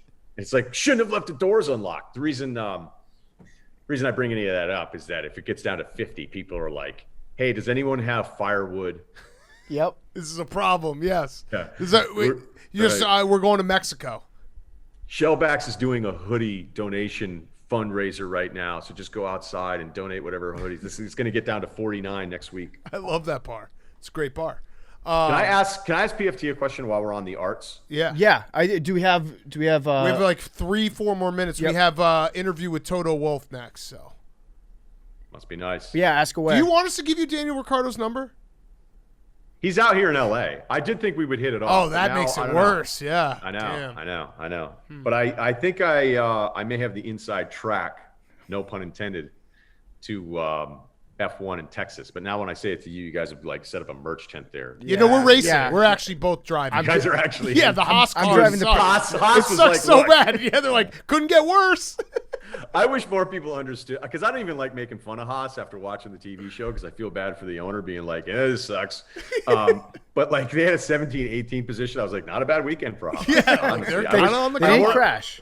I wish more people could understand Haas jokes. All right, if you guys have to run, then let me just ask you this, and then you can ask me whatever, because why do you hate Yellowstone so much, PFT? I don't hate Yellowstone. I actually don't hate it that much at all. I love season 1. I thought season 2 was pretty good, but then season 3, I was watching for the scenery, because every episode was like, "Rip, I need you to beat the hell out of this guy," and then Rip would go beat up somebody, and then Cole Hauser would have like sex with his wife, but they'd start crying before they had sex. Then they'd have sex, and then Cole would leave, and that was every show. But the background, the scenery was incredible. Then Kevin Costner would be like, "Grandson, go get a cookie," and that's like that's every episode from start to finish. Oh, and then somebody dies. Someone always dies, and it was just like that repeated, one right after the other. But I still liked it. I still watched it because I was like, this show can become good again at some point. But it got a little repetitive. All right, that's fair. Because Sheridan, the writer for it, I mean, he's the all-timer. Wind River, Hell or High Water, and then Sicario. Right. We had the producer Sicario that had to like bring him in and say, "Hey, we need to change the end of this," and Taylor was like, "Nah, I don't even want to do that." But I would love a challenge of trying to speak in full Yellowstone, an entire podcast, see how long we could go. Because you just be like, "Hey, Rip, want to head into town and kill some people?" And then Rip just turns and goes like, "People been killing this town for decades." Mm-hmm. Like everything like has like a meaning to it. There's another layer, and it's about saving that area of the country. The true nature of a man can be told from how clean his horse is. Men are a lot like fence posts. Got to dig them out of the shit and set them straight every now and then. If you see a buffalo heading east, you best head west. I'm just Michael Scott right now, being like, I wish I understood any of this. All right, what else did you have? That was it. No, that was it. I gotta watch it, I finish it guess. strong? 2 kids has killed my TV watching ability, so I apologize. I'll catch up. It's a good watch. It is. I said I literally don't have hours left in the day, so I will try though. If for nothing else, just the scenery, like the backgrounds in every scene. Even like in those later episodes, I would still watch every one because it's like there are mountains there. Yeah, I'm gonna watch. You know what's it. really good? What? The Wire. Yeah. Oh fuck! I'm gonna catch up to that too. Who did it? Sopranos. I'm gonna watch that soon as well. It's on my list. You're kidding, right? You've seen Yes, yes, I have. We spoiled the whole fucking thing because Hank was on season 2, and we just started. He told us he was on season 2, and we just spent the next actually, it's still ongoing. It's like 2 years ongoing. We just like to remind him, like every 3 months, hey, Tony kills Christopher. Yeah. Holds his nose after the car accident. Yeah, I don't know. I mean, obviously you guys are going to do that to him, but if you're that far behind it. Right, it's like it's been 15 years or whatever. Like I remember watching it live in college, the last episode. So 2007, I think. Yeah. And I thought my cable went out like everyone else in America. Yeah, I was in a hotel room. Oh, surprise. Your own hotel room? room? Of 200 in a year. Layup joke. Tease you right up for that one. Yep. All right, well, Ryan, thank you. Suns in 4 was your prediction? No, Suns in 6. Suns in 6. Okay, and don't worry. If the Suns blow it, we will be nice to Chris Paul. No, you won't. No, we won't. We won't. That's the game. So That is the game. you know. And guess what? If the Suns do win, we're the biggest Chris Paul fans in the world. So you really can't win in any way with us. I'm winning life just being friends with you guys. There it is. I love it. There it is. Get a dog. He could have just said like Chihuahua too. Yeah, he that'd be could've said funny. Like literally big man, little dog. Anything. Instead, It would've been instead really he was funny. like, here's a story about my father. Yeah. Here's a story about how my father used me. At a Sorry, I very love my young dad, age. guys. Yeah, he sounded like you love him when you were in the truck getting fucking berated. Iron sharpens iron. Yeah. If you want a real truck, go to Chevy. Chevy will get you a truck that will give you good memories with your father. Yeah, we never had 4-wheel, so that was a big thing when I got old enough to buy my own car. I was like, I'm going to get 4-wheel. All right, so this pod's obviously peaking. So, No, I think it's no coincidence that you were traumatized in a Ford. Yeah, exactly. a lot of miles there though. Yeah. A lot of miles, a lot of good memories, except for the Was that bad games. Was that the car that Kennedy got shot in? Was that? Oh, that's a Cadillac. Oh, it was a Cadillac. That was a convertible. I forget because Ravel. It's been a while since Ravel tweeted out in 8K. Wait, you thought JFK got shot? He was riding in the back of a pickup truck? No, a Ford. No, a Ford convertible. I don't know, Mustang. Fuck it. No, I knew he wasn't in a pickup truck. We should just implant that memory into people's brains. So he was riding an F-150. If he was riding a Chevy, it would have been fine. It's not safe. Yeah, it would have been fine. No High president. country Chevy. No president has ever been assassinated in a Chevy. I actually might That's a tell fact. my son that, like, don't ride in the back of a truck. It's not safe. That's how JFK got. Growing up, man, JFK stuff like that was crazy. I was thinking about that the other day, like all the How weird, old like, are you? No, but it was prior to the kidding, I'm JFK movie coming out. Yeah. But no, there are always little reminders, whether it's you, me, Long talking, PFT usually, and we only talk history. I sent him something recently that I thought he was really going to enjoy. I'm reading this General Custer book. Yep. And there was a guy in his army, he used to he would send love letters to his wife, and he would draw pictures of his erect penis in the letters. He would so trace these guys, right. So these guys researching his story as one of the guys in this army in the 7th Cavalry, like found correspondence between this guy in the army and his wife, and they were like, yeah, he was pretty into his wife. I don't understand how you verify that it was erect. That's making a pretty big assumption. Yeah. He could have. That's why scholars. Hey, look, history goes to the winners. Grower versus shower. That's true. All right, we do have to go though. Thank you, Ryan. Appreciate it. We covered a lot there in the end. We did. A lot of rapid fire stuff. All right. Thank you. Talk to you later. Good seeing you, buddy. Before we get to Andre Drummond, I want to talk to you about Roback. We love Roback. I was wearing Roback all week this week. The guys over at Roback have been sending us their performance polos, hoodies, and tees for a while now. We'll be honest, when it comes to quality, Roback just blows it out of the park every time. I opened up a new Roback polo this morning, actually, because I needed to wear something with buttons earlier in the day. Not usually my style during the summertime, but their polos are amazing. They're like if a Hawaiian shirt could become a classy polo shirt. They do a great job over at Roback. They're super comfortable, perfect for the golf course, for going out. Their prints are fire, just high quality all around. They've got new performance hoodies, are a total game changer. They're the softest, stretchiest hoodies in the game, built for alphas like Jake Marsh. We literally wear them all the time when Jake lets us. Third, Roback's Silver Line performance tees. These may be the most underrated performance tees out there. Better than Lululemon, Roback's performance tees prevent odor. They wick away sweat. They keep us cool all summer long. In all honesty, Roback has been gaining traction big time. Every time you see someone wearing Roback, you just give them that subtle little nod because you know they get it, which makes sense because the brand was founded by award-winning listeners.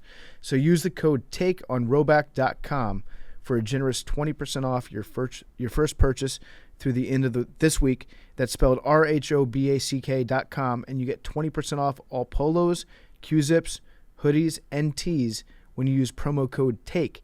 They just dropped new performance polos that will have you feeling good and looking fresh. We love Roback. And here he is, Andre Drummond. Okay, we now welcome on a very special guest. It is NBA. Can we say superstar? Do you want to be a superstar? Are you former superstar, going to be a superstar? Where are you at in your superstar? Superstar. All right, Andre Drummond. He is joining us. He's got an NFT collection launching on Friday, July 9th on Rareable. 4 NFTs. A mix of auction items and first come, first serve. So go check it out. It will be awesome. And also you get an opportunity to play 2K with you. Are you good at video games? I'm pretty good. I don't know about that. Do you remember like a couple years ago when Cardale Jones was playing against a kid? I think it was a kid in the hospital, and he beat him like 95-10 in Madden?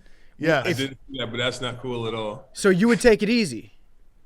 Nah, and I'm definitely going to play, but when it's time to win, I'm going to win. Okay. All right, so it's great to have you on. Obviously, your season didn't end the way you wanted to end. How are you doing right now? Are you like what does that look like right after the season ends? Do you get a couple weeks to just hang out and party, or are you back already in the gym shooting? And I'm getting ready? I'm already back in the gym now.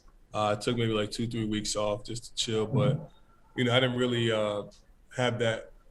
I didn't play that much this year. I sat out for about 2 months when I was in Cleveland, so I want to keep my body going, so I'm still working on my body and, continuing my work. Mm-hmm. What are you working on right now? Is there something like – I've always wondered that about NBA players who play at a superstar level like yourself. If you're already really good at your job, how do you decide what you're going to do different in the offseason? It's more so just polishing things, not even adding anything. Like I feel like some guys, add different elements to their game, but I think for me, I'm pretty consistent on what my job is, and I know what is asked of me. So I have a specific regimen that I just do to just continue to keep my body going and, try to get as strong as I can, as fast as I can, as big as I can, throughout the year. How much are we working on free throw shooting? Well, if you have noticed, I'm shooting at least 70 right now. Hell yes. So I think that's something I've conquered already. Yeah, you have gotten a lot better, and we've talked to guys, and it's what was it earlier in your career? Was it just mental? Like what were you able to do to get over that hump and be like, hey, here I am feeling consistent? Because obviously we see Giannis in the finals right now. He's struggling.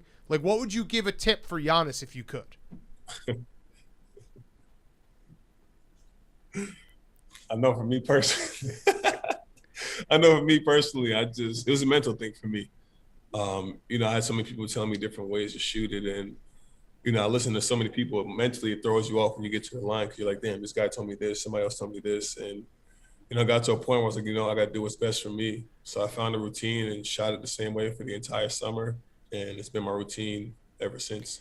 I noticed that you picked up on what we're trying to do, which is like an old school media tip, like get you to say something so that the headline is then Andre Drummond has free throw tips for Giannis. Yes. And then it looks bad on you. So let me rephrase that real quick.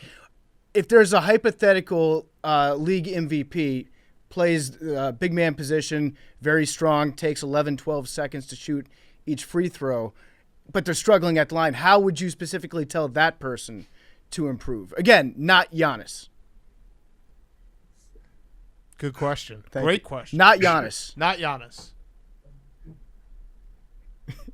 Suns in 4.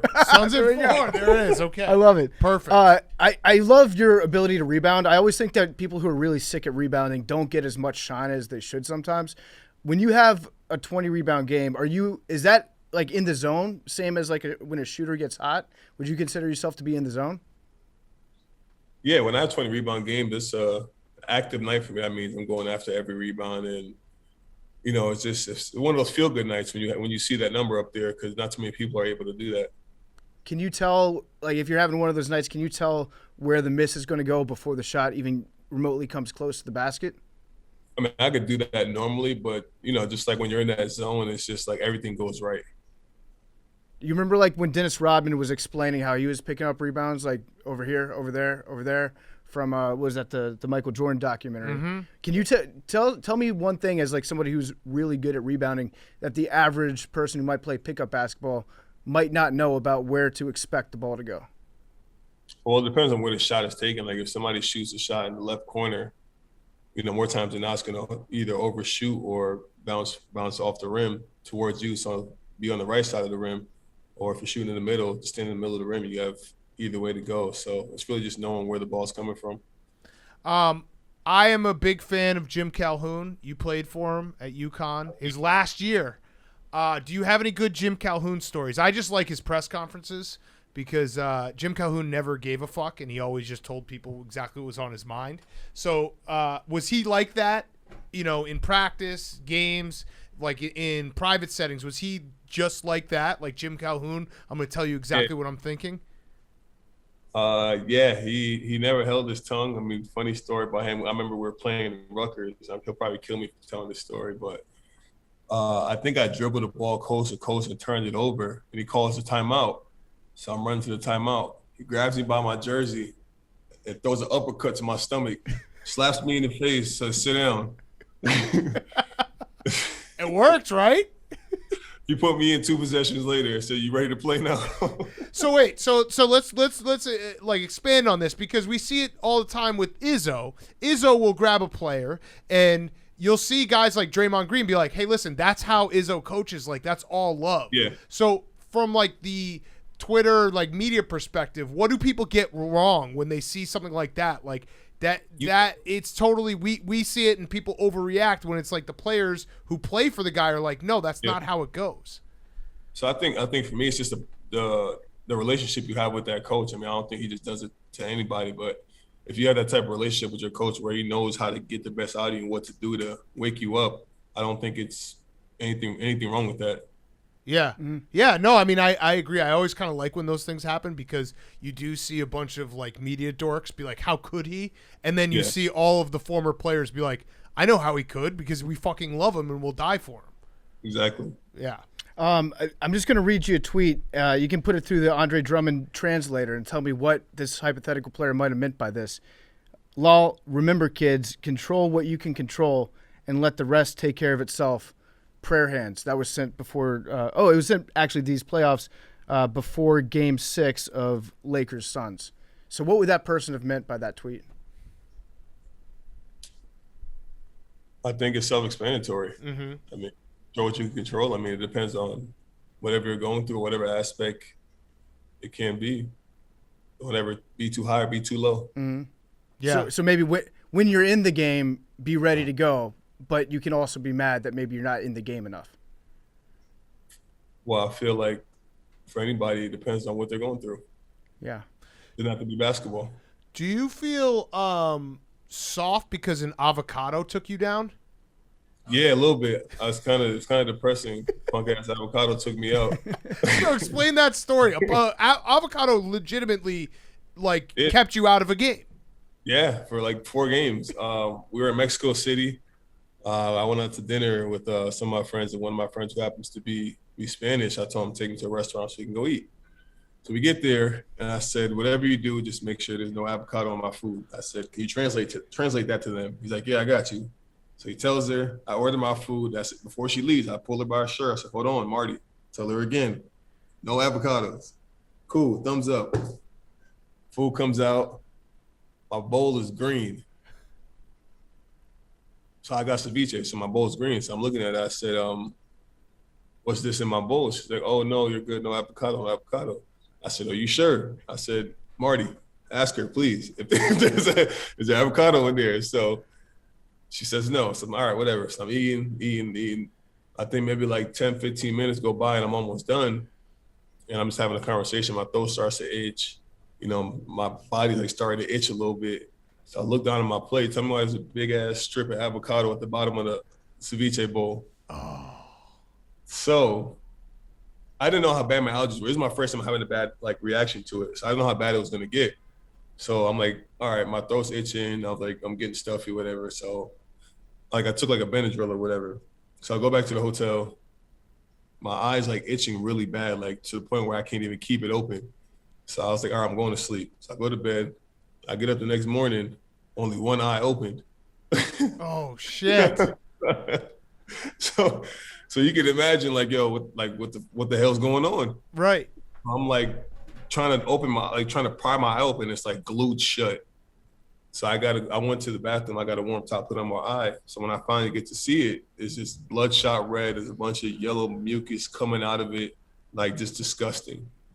So I tell my team, I said, hey, I don't know what's going on with me, but my eyes aren't opening. So I go see a doctor to give me some eye drops, and I played.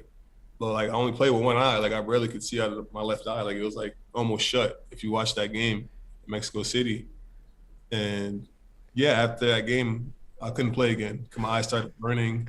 It kept getting crusty. So fuck. An avocado injury is a hell of an injury. Yeah, how many rims could you see when you just had one eye working? That is a good one. You are good. Yeah. You are good. You are good. When you saw that press conference, it was funny, right? We can all admit that it was a very funny thing to happen because the end of the game was it was spectacular. He played a hell of a game, but then he gives that comment, and that's one of the funniest things I've ever seen. You know, I'm not in the interview with that man. That's what he thought was appropriate to say, so he said it. All right, so I have to bring up the night. I know you fixed your free throw shooting, but you did have a night that you missed 23. What happened after that? Like, what did you say? Do you go into the locker room after you're like, hey guys, don't worry, I got this. Like, I'm gonna shoot some shots after the game. Like, it was just that was totally random. Like, what did anyone look at you? Like, I would imagine it's got to be a bad feeling, right? I think we won that game, actually. So I don't think there was much that was said, but everybody knew in the locker room what each other was thinking. Like, you got to figure this shit out at some point in time. Like, we can't play like this. You're going to have to figure. Because I do remember, too, I think it happened against the Bulls. I was watching the game. You went double air ball in 2 free throws. So, yeah, but you figured it out. So we can laugh about this now. We right? Can. Right? We can laugh about it now. It's not a sensitive subject anymore. Yes. At one point it was sensitive. Now you're good. It would be funny if you did an NFT of the double air ball, though. You know what? I might have to do that. You should, actually, because I know you. I said at the beginning you're doing what is it? You got 4 NFTs? Maybe add 2 more. Airball 1, airball 2 on the rare double airball free throw trip. That one might actually be more expensive. Yeah, I would buy that one. Yeah, there's definitely a market for it. I might have to do that. What was it like? We're like best friends with Blake Griffin. No big deal. Oh my god. Yeah, what was it like playing with him? Like we legitimately like he's our best friend. No, I love Blake. How much do you love him though? Like we love him more. I think we're on the same scale. Really? Yeah. Do you have his phone number? Nah, do you? Yeah. Yeah. So do you You think he'd pick up a FaceTime? If I called him? Uh-huh. Yeah. Maybe. Let me see. All right, Tell let's try. tell Try him- and then I'll try. Tell him it's his favorite podcasters or second favorite Who podcast. starts first? You or me? You go first. All right. Let's see.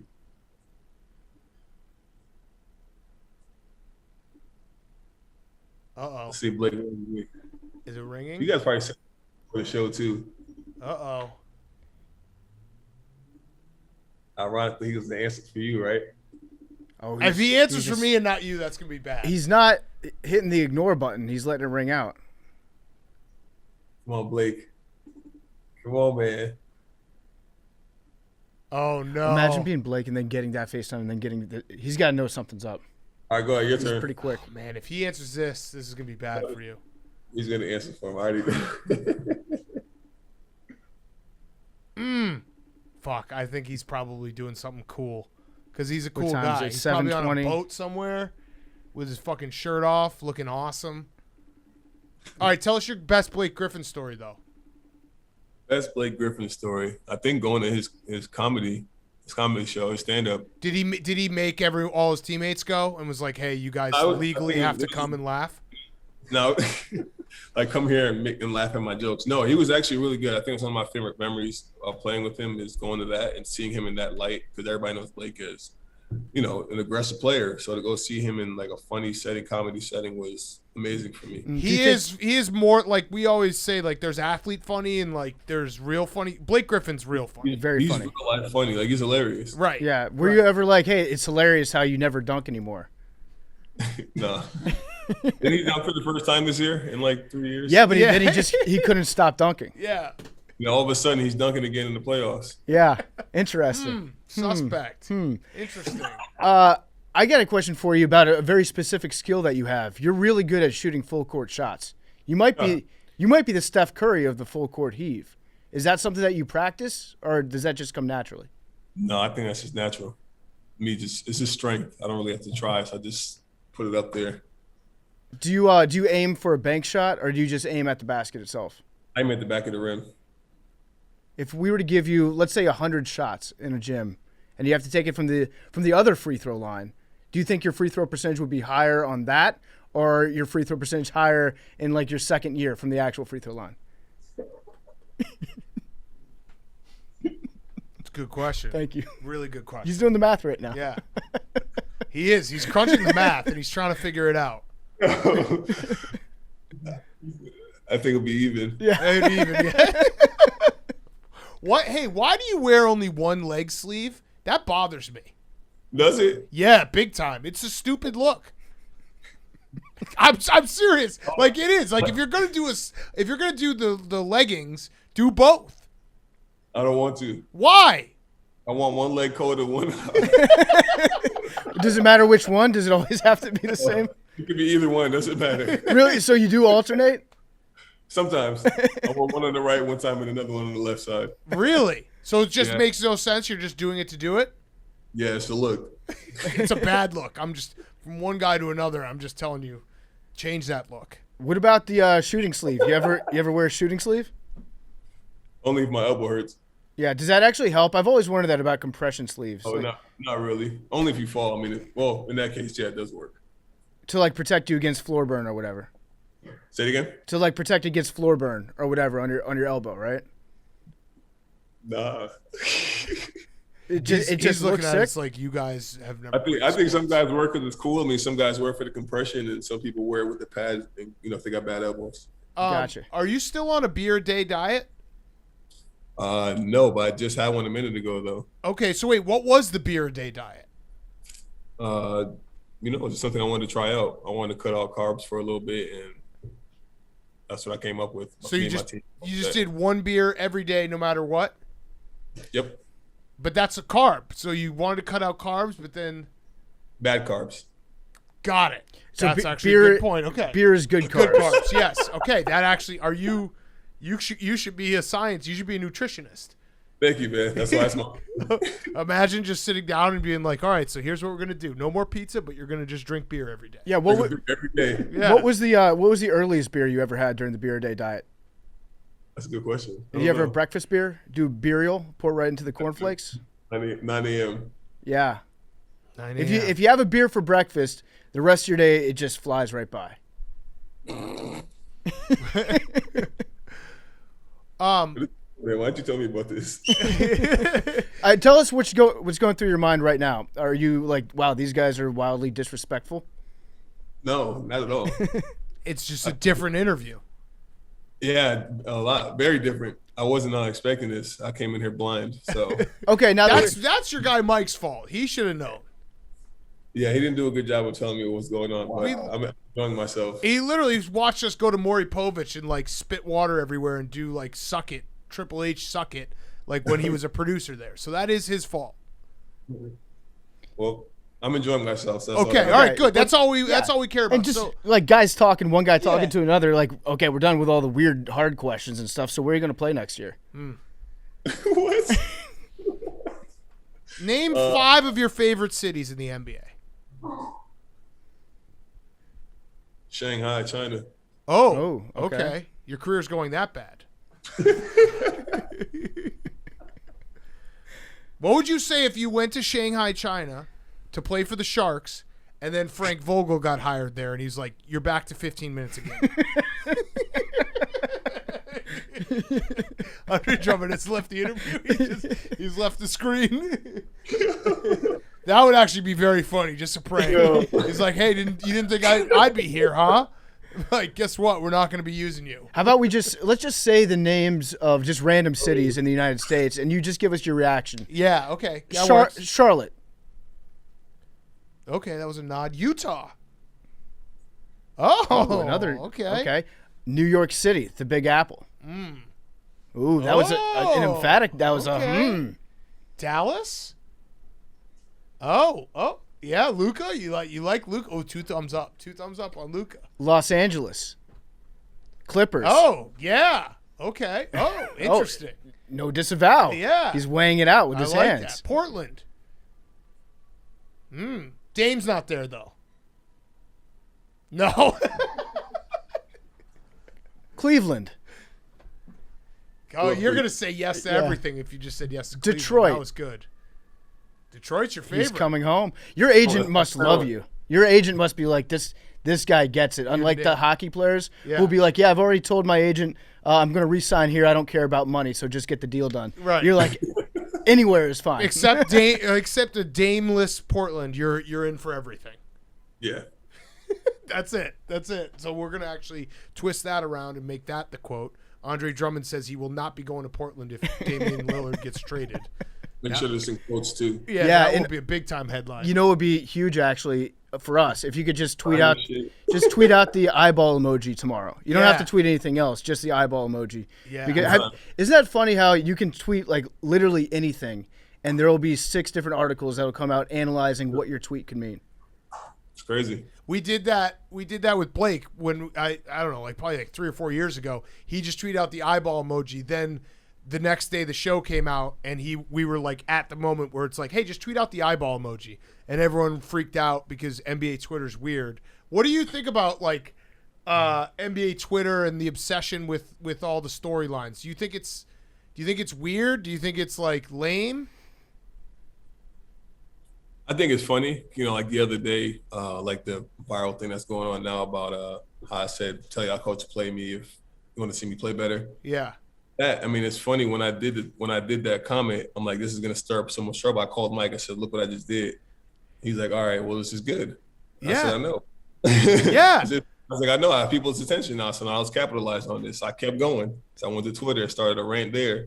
So then I was like, all right, well, just while I got your attention, I'm dropping an NFT on Friday. I'll go check that out. And, the whole narrative changed. I love it. That's the way to do it. And you also did when Skip Bayless said Kareem Abdul-Drummond. You retweeted that. Yeah. I mean, merch coming soon. Really? I might buy one of those. Do you like that nickname better, or do you like being called the Big Penguin? What? You know that the Big Penguin is your nickname. Yeah, I've heard that. Why? I guess people found out my favorite animal is a penguin and put big in front of it. Wait, that's you pretended like what? Why would that ever happen? Your favorite animal's penguin? It is. So that's why. It should also be the highest compliment, right? Yeah. If you love penguins. I don't think you love penguins as much as you think that you do. It sounds like you're kind of a fraud penguin fan. Did you cry when the gay penguins got married in New York?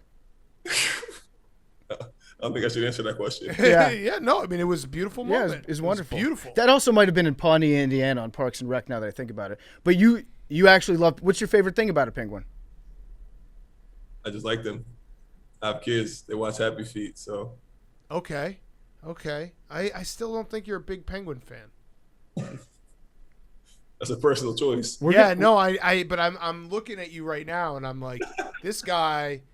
You wouldn't even. What is it? What's the difference? Penguins is king penguin, emperor penguin, emperor penguin, Pittsburgh penguin. Yep, that's about it. Those are the 2 kinds. That's all we got.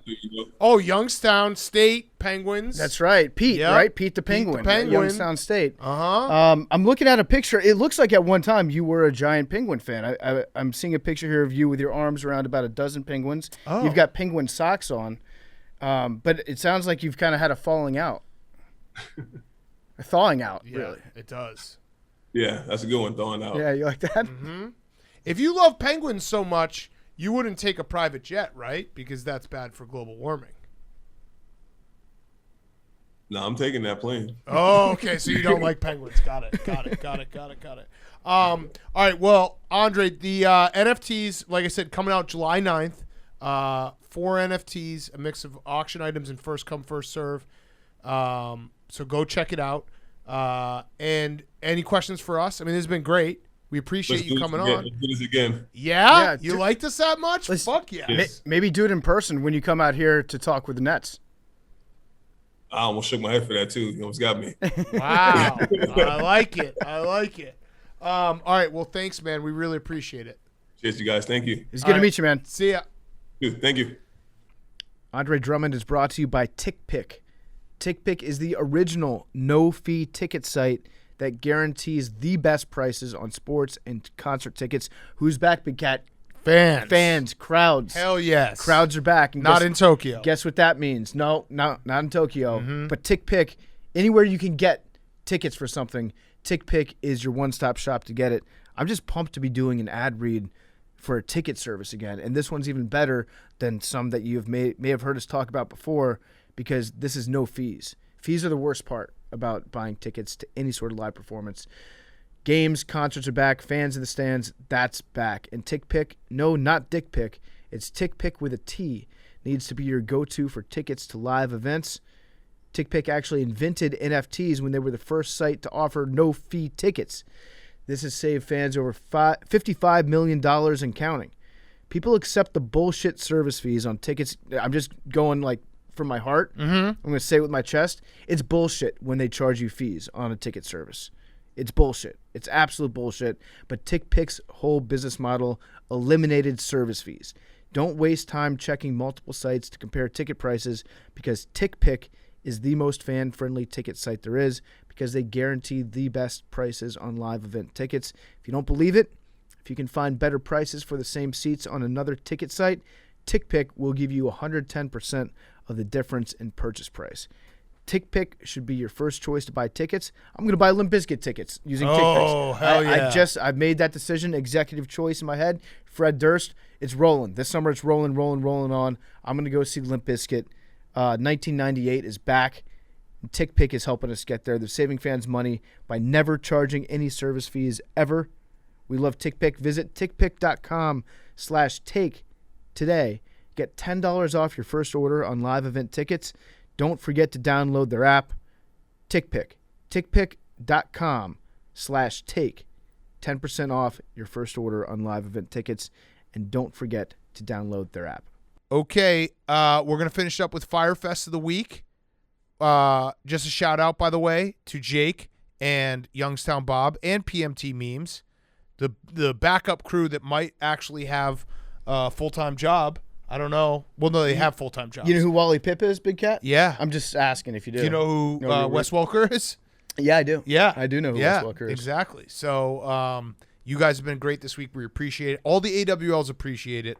So follow PMT Memes. Jake, what's your Twitter account again? You didn't shout it out. J Lasovsky 25. Good luck spelling it. There we go. All right. So I'll just tweet your Twitter out again, and then Youngstown Bob, you all know him. He's fucking just eats pussy from sea to shining sea. The mustache looks great, by the way. All right. So PMT Memes, you want to start? I'm going first. This might be your Fyre Fest. That you have to go first. Jake, why don't you start? All right. All right, I'll go first. As I mentioned last show, I moved last week, so today I did my first official commute from my new city. And for everyone living in the Northeast, it's tropical storming here. Yep. Took a step outside. I just moved. I live on the water, not to brag, and that is a sick brag. I had to walk along this like boardwalk thing, and just the wind plus the storm. I came in 7 hours ago. My socks are still absolutely soaked. Dude, I have extra socks. You want some? Yeah, in the pile. Yeah, I have extra. I'll grab socks. some. All right. And then I got like 40 pairs of socks. I'm in. Can I give you a little piece of advice moving into a new place?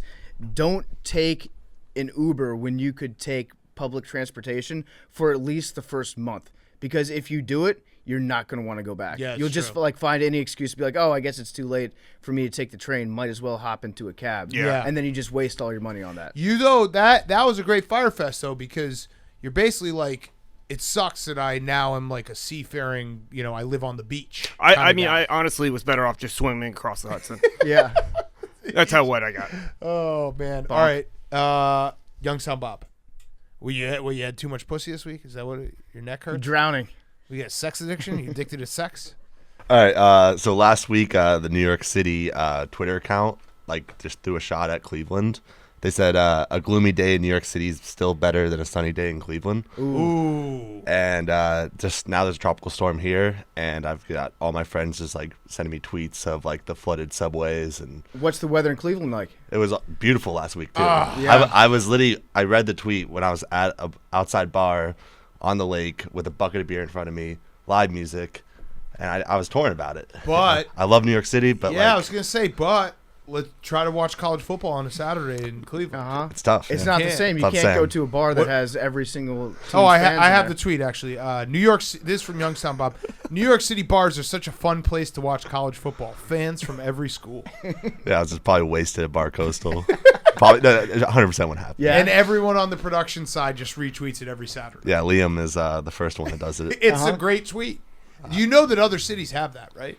Oh yeah, I know. Okay. And also, but New York it City. can be annoying as fuck to be in a bar filled with all sorts of college football. And I fans. also would argue that New York City has not the best college football Saturday scene.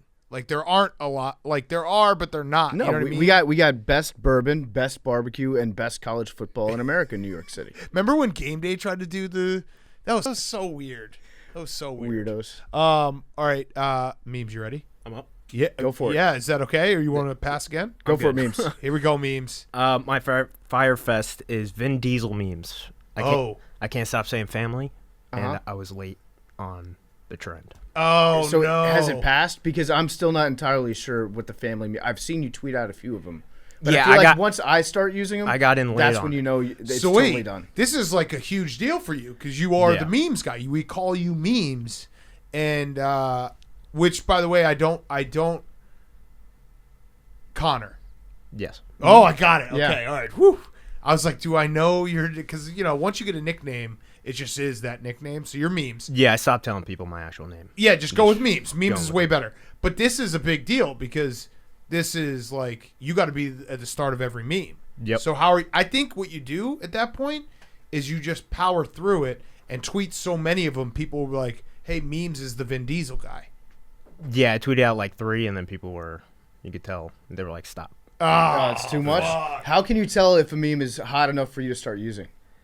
You got to see it starting to trend, but if it's too trendy, if there's 5 tweets that have 100,000 likes, you probably miss a boat. Certain You gotta people be from the early ESPN adopter. have tweeted it, and you're like, "Ugh." Yeah, and then they're like, Thanos called Endgame. And Yeah, then Bleacher Report tweets Yeah. it with the fucking skull emoji. You're like, "It's over." you're like, it's done. Okay, wait. Is it now? That's usually when me and PFT pick it up. Yes. I was saying when we do it, then it's absolutely over. No, but that's actually when it's the renaissance. Resurgence. You get Yeah. the resurgence of it. Yes. I was gonna say, is it cool now to make a meme of a player turning into Patrick Starr after they do a cool dunk, or has enough time passed since Bleacher Report tweeted that out? No, you could bring it back. You can bring that. We should. Could you work on that for us? I could try. I've got another. Do you do memes on request? Yeah.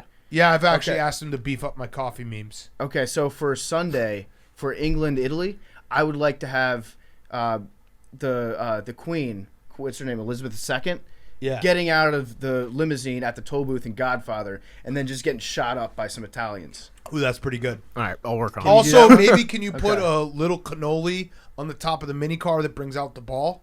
Done. All right, beautiful. Okay. That car is so cool. I fucking love that car. Yeah, they do that with rugby too. All the team gets on the field and then they drive the ball out right to the guy that's about to kick it off. So cool. Fucking love it. So cute. Good job, memes. Your debut on Pardon My Take. Who would have thought you'd be here, right? Is it a little mind Look at blowing? us. Look at us. Yeah, is it a little mind blowing? He's doing a Look at meme us. right now. You spent 2 years tweeting at us Yeah. and doing a great job. It was 1 year. 1 year? There you go. I just love Okay. it. I love it. You think in memes. You have a beautiful mind. Yeah. Yeah. All right, PFT. My Fyre Fest of the week is that Kurt Warner has a movie coming out, and I'm going to have to watch it. And it looks Yes. terrible, but I'm going to have to watch it I because think we have to all watch it it together. uses it uses officially licensed NFL products in it and logos. They have the rights, much like in Draft Day, which would have been maybe the worst movie ever made if it didn't have official team logos in it. But since it did, it's awesome. I'm going to have to watch the Kurt Warner story.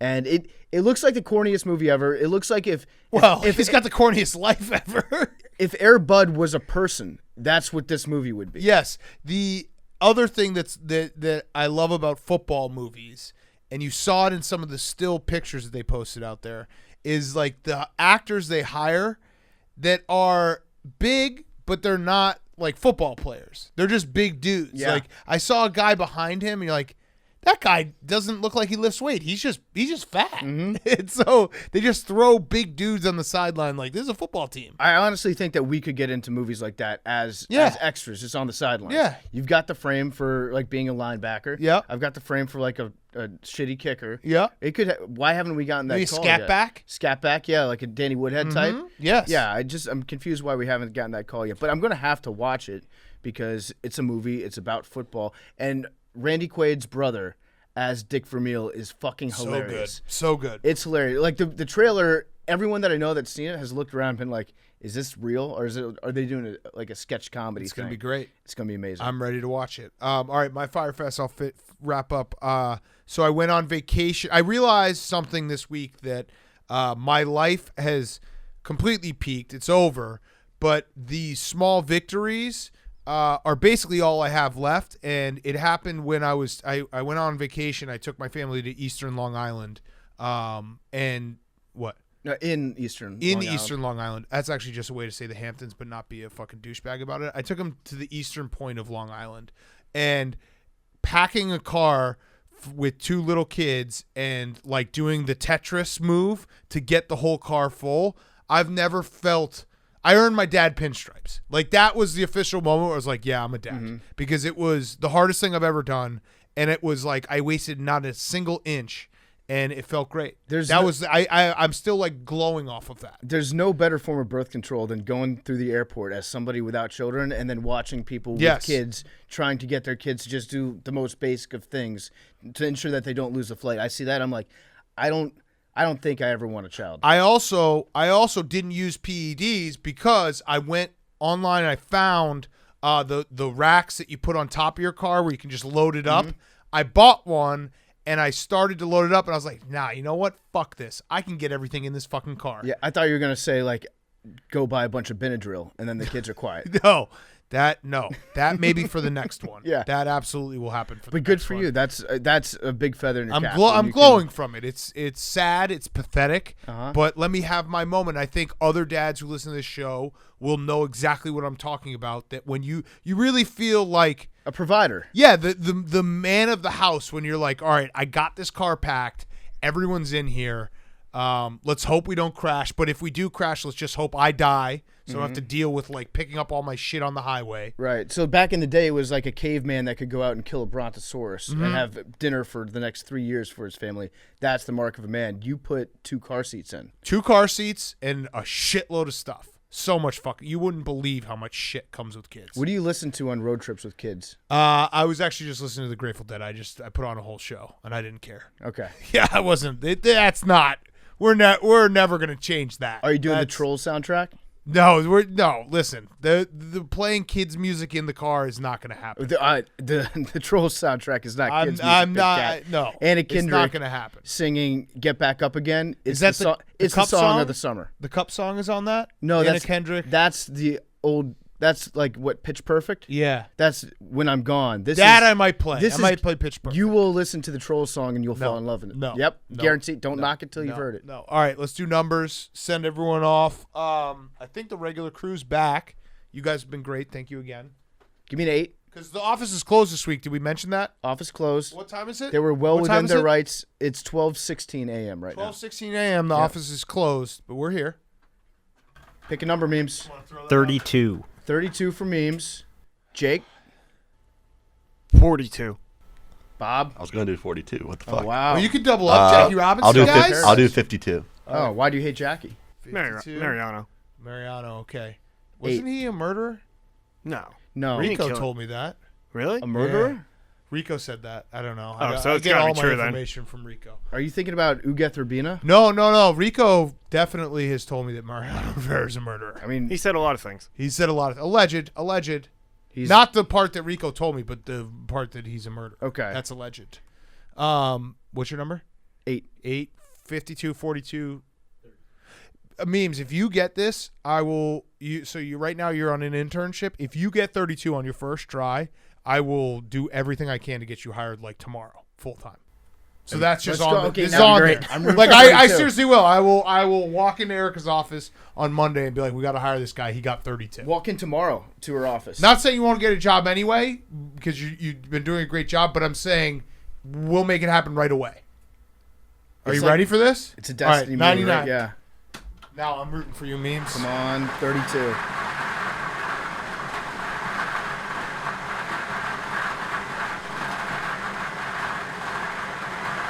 Oh, 69. Billy. 69. Get it?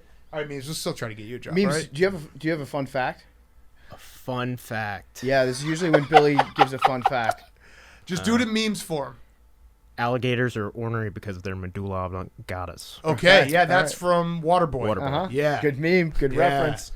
Love you Felt guys. a pair of tits while I watched Waterboy in the theaters. Love you guys. Bonk.